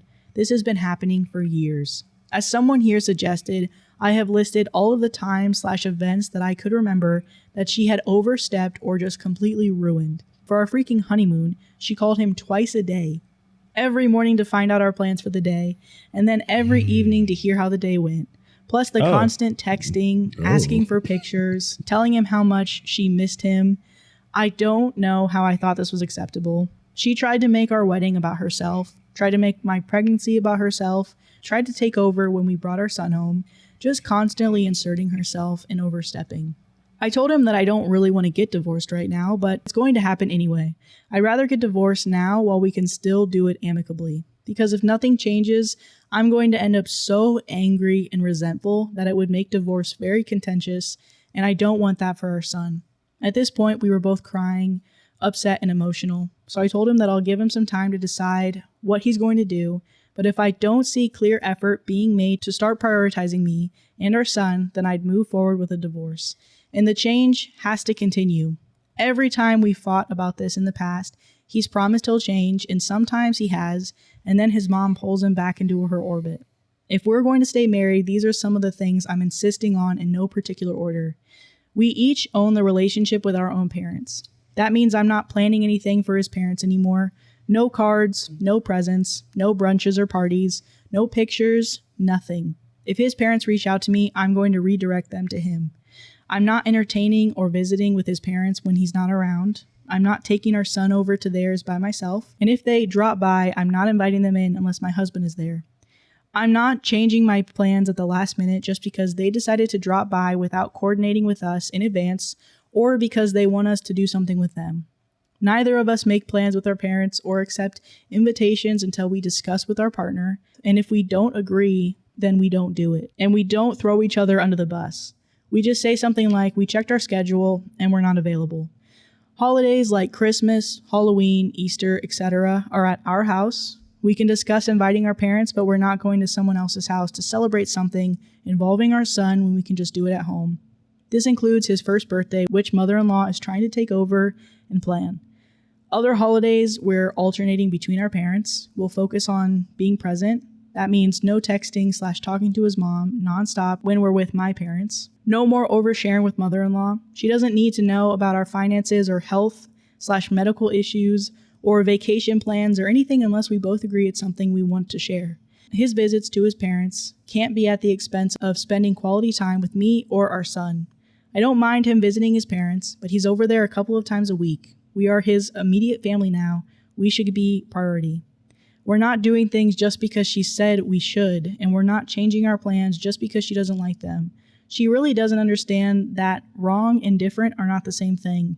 In her mind, if we're not doing what she wants, how she wants, then we're in the wrong. He needs to go to therapy with someone specializing in enmeshment, and we need to start going to couples therapy. I didn't even realize I had so much pent-up resentment and that I can't look at my husband the same anymore. I'm just angry at him all the time, and I hate being this way. When it comes to our son, our word, husband and me, is law. If she disregards or minimizes our decisions for our son, then she loses access until she learns to behave. When me or my husband say no to either set of parents, the other person will support them and back them up. That means my husband will have to stop trying to get me to agree with his mom all the time. I can tell he's really freaked out and really stressed about the idea of putting hard boundaries in place or distancing from his parents. And I do feel for him. He said he feels like he's caught between a rock and a hard place, and that me and his mom are putting a ton of pressure on him, and both have conflicting expectations. And that's fine. He just needs to understand that I'm not tolerating this anymore. I know this will cause an absolute shitstorm with his parents, but I feel like if we don't do it now, it'll just be harder down the line. What does everyone think? Am I being unreasonable? Are there other boundaries we should put in place? Other ones. There's more? I don't think that the marriage is going to work at this point. Yeah. Because I feel like, just based off of how she was talking in that update, I feel like she's kind of checked out already. And I feel like he's this person. This is how he is with his mom. That's probably how he's going to be forever.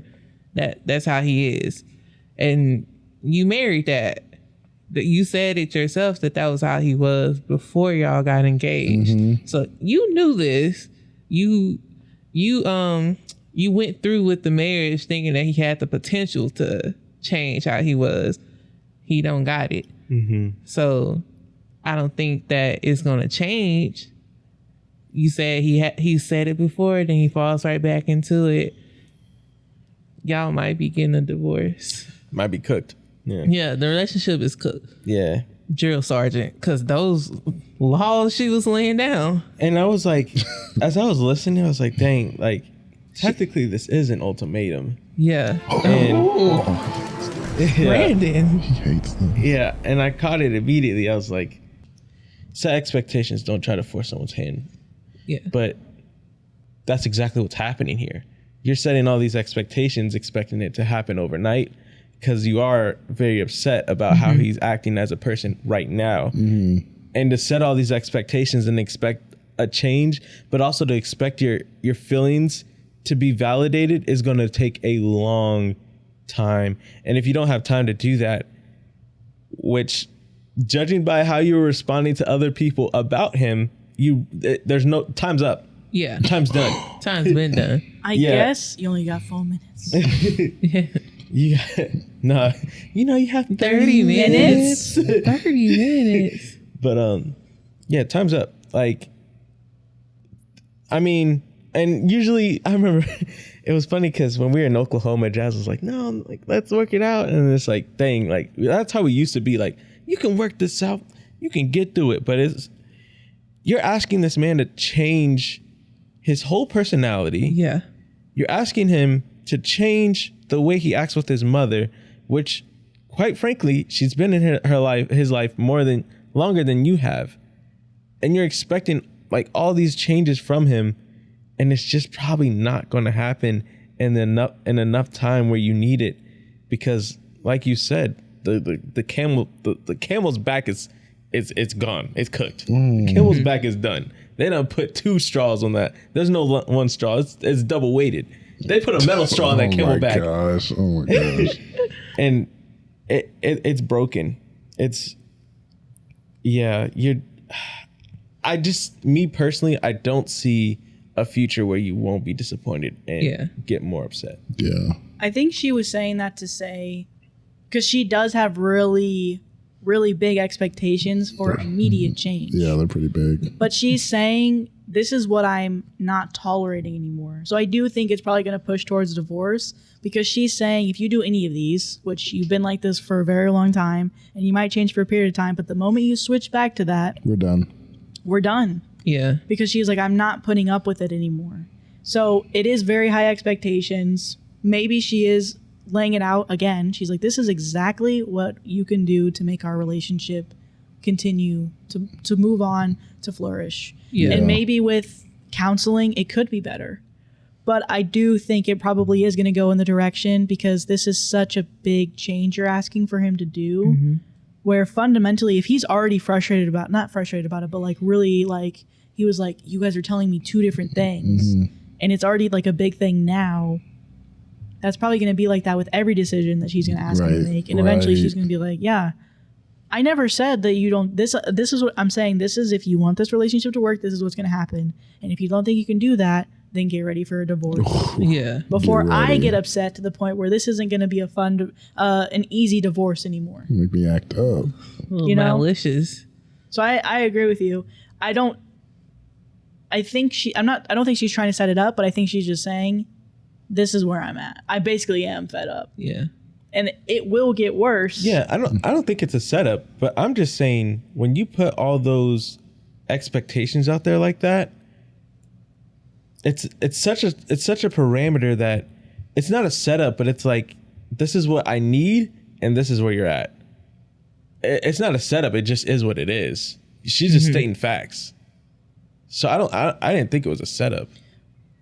Isn't that just what couples counseling is, though? Like, you go to couples counseling, you really air it out, and then you realize, this is what I need you to do for this relationship to last. Yeah. So, like, but human they're nature ultimatums, right? You can only change so much in so much time. Yeah, but like, I feel like a lot of couples counseling is like an ultimatum. And if you're willing to be like, you're right, I need to change, I want to fight for this relationship, you'll do it. But if you're like, I can't change, or you know. It's not completely an ultimatum, because it's still like, here's how I feel, and then this is how this person feels, and then maybe we come to some understanding from it, where I might realize this thing I'm demanding of you is not reasonable. And it might stem from something else that I'm saying this. Yeah. And actually you tell me something that it changes it. You still come to some agreement, but there are some things where like, I'm demanding, like this is a deal breaker for me. Even though I do want to return back to something Joe said, because I think it's, for this couple, it's not going to help them, but for other people, it reminded me of like my favorite tech YouTuber, Marquez Brownlee. Hey. He always says, don't ever purchase a product based on the promise. Like they're like, oh, it's going to have this new update. It's not, when you buy it, it's not going to be there. But when it, in the future, it's going to update into it. iOS with the freaking... With AI? iOS with almost anything they do. Like they promise things. But a lot of tech things are like, I'm going to get you the thing I'm going to promise to you. I think that's the same thing with marriage. Like if, before you get married, because she says she saw the warning signs, like you said, she saw the warning signs and she got married anyway. If you're marrying someone thinking that marriage is going to change the person into what you want to be, that's a losing proposition. You have to go in expecting this person will never change. The person I'm marrying right now is never going to change. Hopefully that doesn't happen. We all grow and change, but I have to go in expecting like, this person I'm marrying now is, they could be like this for the rest of their life, and am I okay with that? If you already did not like the relationship, it's not going to get with the mother. You're like, it's not going to get better if you didn't voice it like, before we get married, I need to know that I'm going to be priority, and I need you to start setting boundaries with your mom now before we get married. Because marriage is not the end all be all veil. It's a magnifier. It's a magnifier and it's a mirror. Yes. It's not going to help. It doesn't fix anything. It's not a magic wand. It doesn't change anything. It doesn't make him into a man that can suddenly step up to his mom. He's going to show you everything that you hated during dating, but just on a 10-time scale. And then you brought a child into it, which makes it even 10 times harder because now you got to manage that. So for people like in relationships who are like, like a little red flag, but we love each other and marriage is it'll be fine after we get married. No. Fix that, nip that in the bud now. Right if you now. can't, get out because you get out with out of all the legal things of getting a divorce, potentially have a child, and now you have a child's life torn between two people. Get that stuff out before all that happens. Yep. Especially some of us don't see it, and that's unfortunate. But for people like OP who did see things and you still went, you gotta you're like, hey, I gotta figure this out beforehand. Yep.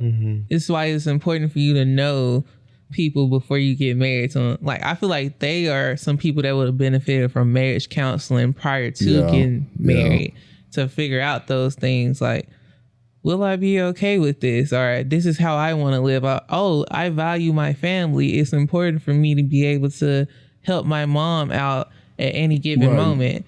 Like, lay those things down prior to deciding, I'm okay with spending the rest of my life with this person. And then I also wonder, like, how long have they been together? Yeah. And because then with marriage, it's like the whole idea or thought process of like, you're not just marrying the person, you're marrying the family. The family. Yeah. So it's like if you've had an adverse relationship with the mother-in-law from the get-go, why would you go into lock it? yourself up to that? Yeah. And knowing and seeing the signs of how he reacts, you just, this is good. It'll work out. No. Yeah. Nah, it's just going to get set on fire. The family matters too sometimes. Wait, before we get too far into this story, I just wanted to update everybody that had his back in Sam's possession. If you didn't catch the live. Yeah, we did an 8-hour live stream with 10 subscribers. We did. We obviously talked about this last time because we're like, yeah, guys, we totally filmed this after the live stream, right? You guys remember that, of course. Something we forgot to mention. No, people in the comments were lying. They're lying. People did comment that we lied. They're like, what? You could tell? It was definitely 8 hours. I forgot what we said, but we must have said we something. I just talked in that cadence. So, well, you guys are lying. We're like, we are. That was No, I think we said something specifically that counteracts what actually happened. Oh, maybe we were like, it was a great time, or I wonder what we said then. I got to watch it because I didn't get to the end, so... But I know it's people in the comments. Of the live? Yeah. No, of the episode that was before the live where we act like we knew. I was in that episode. You were in that episode, and you were very good at convincing people that it happened. Yeah. Yes. Like, SJ, you were there. Yeah, you're right. But yeah, so we did that. It ended up being over 8 hours. Yeah. So there's a lot of content to watch there. I believe Sam, can we get some round of applause for Sam in the chat? Because he did the timestamps. Did you do the timestamps? Yeah, I did the timestamps. I did them. I haven't gone back and looked. 9 hours of did the timestamps. They did the stories. Oh, okay. But, they did half the stories because they were like, I got to go to work. I'll finish later. And then that's when I got there and I just did the rest. You know what? I saw that comment. I'm like, really? That's all the stories? No, we did more than that. Okay, well, shout out to you, commenter. As many as I guess we did like one story per. One or two, really. Yeah.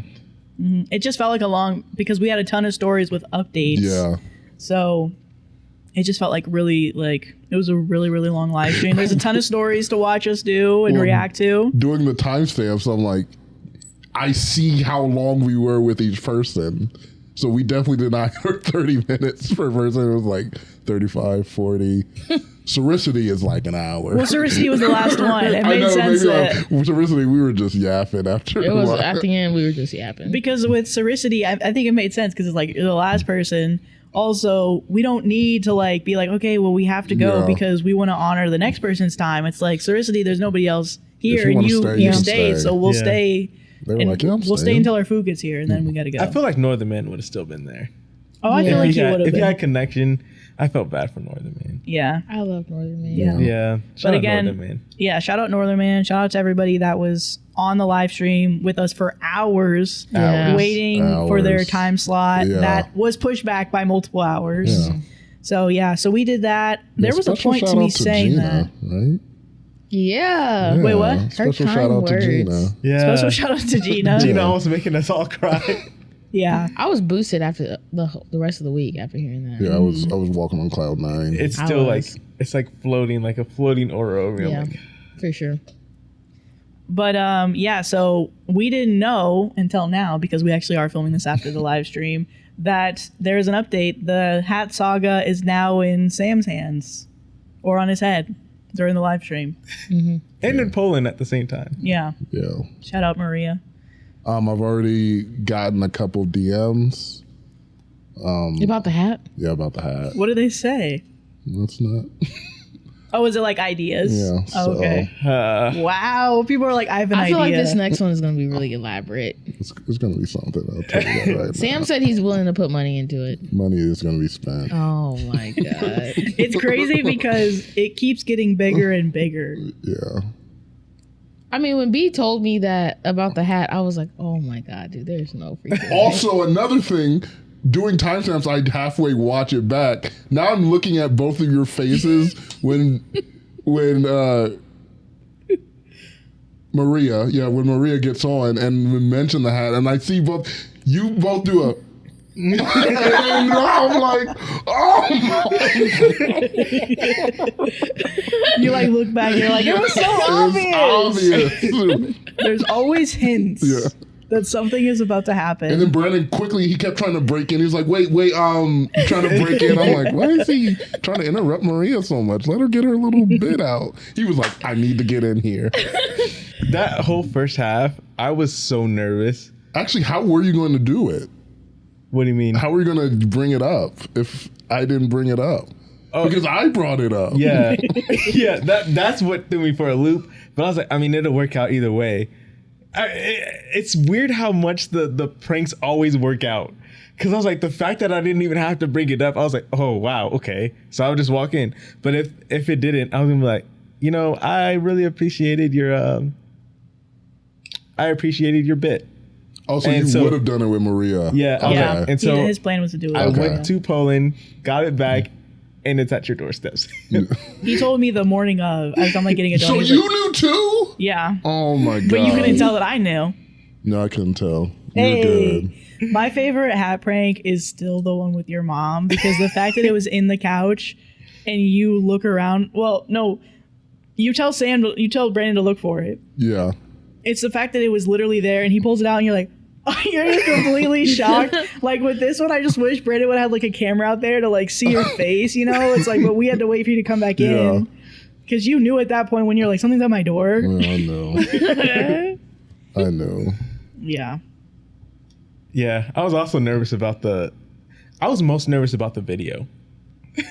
Oh yeah, you didn't know something, Yeah, Maddie. Let's talk I know, about you what guys got Maddie me didn't really know. good. I was so nervous about that video because I was like, it's different. It's a different type of live. We got so many people coming. And I was like, Maddie's going to be like, no, we don't have time for this yibber yabber in the beginning. And I was like, I have to transition this so smoothly. And they just walked in and I was like, perfect. Okay. And speaking of which, we got something. Take it away. No, you were nervous because you told me to do it. No, I said take it away. I thought you were just going to play the You video. didn't say take it away. You said something else that made me say something. I could have swore I said, And so I was like, oh. we got a little he just- something. Take it away, Sam, or something like No, that. you didn't say that. Because that's those are- why I said something, because if you said that, I would have just played it. But you said something else where I'm like, oh, this doesn't seem right. Let me make it something. Because I thought I said that. Because I remember like seeing you say something like you could have just played it. You could have just played it from there. I don't know. I'll have to go back and watch to see what I said. Watch it. Yeah. But that was so, when the Maddie got up, I was like, And didn't come back. I said we did it. I said we did it, man. Yeah. I was like, oh shoot, okay. Okay, all right. Wasn't expecting this, but okay. You weren't expecting that? I wasn't well, okay. That should be the biggest. Anytime, if you put me at the center of attention for anything, I'm going to start crying. I'll be like, I No, because there's sometimes I've we'll never put you in the seen center that of from you, attention, yeah. and you'll be like, "Oh, cool." Yeah. And it's like you'll like kind of like play it really coy. Yeah. So I was like, I remember telling someone, I was like, she's either gonna cry or she's gonna play it coy. I was expecting the coy, but then I was like, oh, something was different I thought it was about gonna me be even coy, bringing the too. donuts, and I was like, she's probably gonna like tear up a little bit, but I don't think she's gonna like cry. I was cry. expecting a tear up with like a tear wipe Yeah. at the max. Yes. When she No. got up, I'm like, oh no, Oh, this really jeez. got her. Yeah. I feel like it was because it was like something I didn't realize like I wanted or needed until it was there. And I was like, aw. Yeah. I think that's why. I was Yeah. like, just, I would never do that for myself. So the fact that it happened, I We was know like, you wouldn't have. oh, thanks. Happening again. That was so cute. But yeah, no, that moment. So you could tell from my energy that I just was like, you're like, that morning. You're Yeah, like, she's already very emotional. I gave you the box, and you're like, I'm about to cry, and I said, oh, Oh no. okay, well, Oh, yeah. All right. It's gonna get crazier than Well, this, man. Well, it makes sense because I started my period around there. So yeah. I was like, well, Sam, we're cooked. Let's not. We gotta cut the video. Cut it, we cut gotta it. cut the video. We gotta wait till after or something. I don't know. Yeah, think it I know. was- I know. You should have. Well, at the end of the day, it happened, right? And I don't want to say like, don't ever do that again because it Don't was ever like go against my run of show again. because it was sweet, and I think if you were to have asked me, I would have been like, don't do it. But I think it was sweet and it was nice, and It set the tone. yeah. So it's like. It was a nice thing, And the but like audience if you were to loved it. ask me, because like Brandon was like, "Oh, we got you a gift too," and then that's when I started. Well, actually, I think I did tear up at the donuts, but then when you gave me the gift, I was like, "Oh my gosh, thank you!" But I was already tearing up, so it was fine. But I was like, "I'm not gonna open this on the live, right?" And you're like. And I was like, I'm going to wait until after, right? Like, you're not going to, I don't want to open this on the live. And you're like, so I got to go to Sam. Sam needs some donuts too. And he's like doing this all day. He's probably not going to eat it all. Like, I got to go. I was like, yeah, I totally understand. Take the rest of the donuts. And then it happened. Because I also thought, I was like, okay, I can mentally prepare myself for a gift opening. Yeah. Not for a video with my closest people ever. Yeah. Talking about how much they appreciate me. And I'm like, I Were gotta you go, just guys. watching it out of frame? I'm like, I was where did listening she to it. go? I was listening to it. So, and I had to rewatch it. The only time I actually watched it was I think Brandon sent me the video on Monday. So that's the only time I fully watched it. Yeah. But when I was doing that, I was trying to control my emotions. I was trying not to cry because I was gonna cry from the beginning. Yeah. But that's why I was like covering my face and stuff because I was like, oh, I can be like, oh, that's so sweet. But I'm like, but. And that was the other thing. I wasn't expecting the camera shot to be there the whole time. Well, I was like, God dang. well, that's because the stream restarted. So everything had reverted. Like, I had everything set, but that's what happened both times. Things reverted back to what they were originally. Gotcha. So she wasn't supposed to be on. And then I was like, I just left her on. And I was like, okay, I'll turn it off when she leaves. But that's what happened. I was like, Sam, Yeah. I was supposed to wait. There was a whole section there. What happened? But yeah, I got up. I went over there. I was literally bent over, just boo-hoo crying in the corner. I don't know what it was, but Jill got me. Jill got me so bad. Your vision. I watched that so many times back because I was like, Love that accent then coming out. But yeah, the panic editing I was doing was insane. yeah. I got that done in like I want to say like an hour or so because Sam was going for vacation and he was like, yeah, I'm gonna need it. I thought I had more time. He's like, yeah, I'll probably need it by this day. And I was like, oh shoot. That's like in 5 hours. But then he was like, how long should it be? He was like, should it be 8 minutes? I'm like, 8 minutes? No, we gotta cut that in half. We can't do 8 minutes. No, I didn't ask if it, I was like, You what's said the 8 max? minutes was the first. No, I said, what's the That's max? what it was when you did it. I was like, 8 minutes is crazy. We can't do 8 minutes. No. It was. I was asking what the max was, and I was like, it's 8 minutes now, but that's just me putting And I was like, it gotta be. all the videos I think on. I wanted it to be like 3, Yeah. and it was 4 something. You wanted it to be at least 4 something. Not at least. I said max. Oh, yeah, max. I wanted to be shorter. No, you said max 5 minutes. And I was like, all right, There's no I said 5 minutes. I'm like, 5 minutes is too long. You like, if we get it to 5 minutes at least, I mean, if we get That's to, the worst case scenario. Yeah, worst case scenario is 5 minutes. That's going to be pushing it, but it's good. And I was Yeah. like, I'm going to do 4:55. And I delivered. I did 4:55 exactly. 4:55. Wow. Yeah, because it was just, the things you guys were saying was just so good. And I was like, yeah, I can't get rid of some of this stuff. And I was like, and then we were yapping. Yeah. But it was like, it made sense just to kind of navigate through the video and then. I mean, let us yap. Cut everybody else. Yeah. It's But good yeah. for us, too. I thought it was good. It was a little too good. That's why I had to walk away. But yeah, I was literally like on like hands on my knees, just.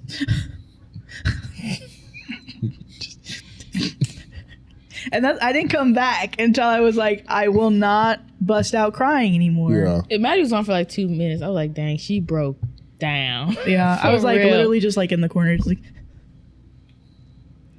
Yeah.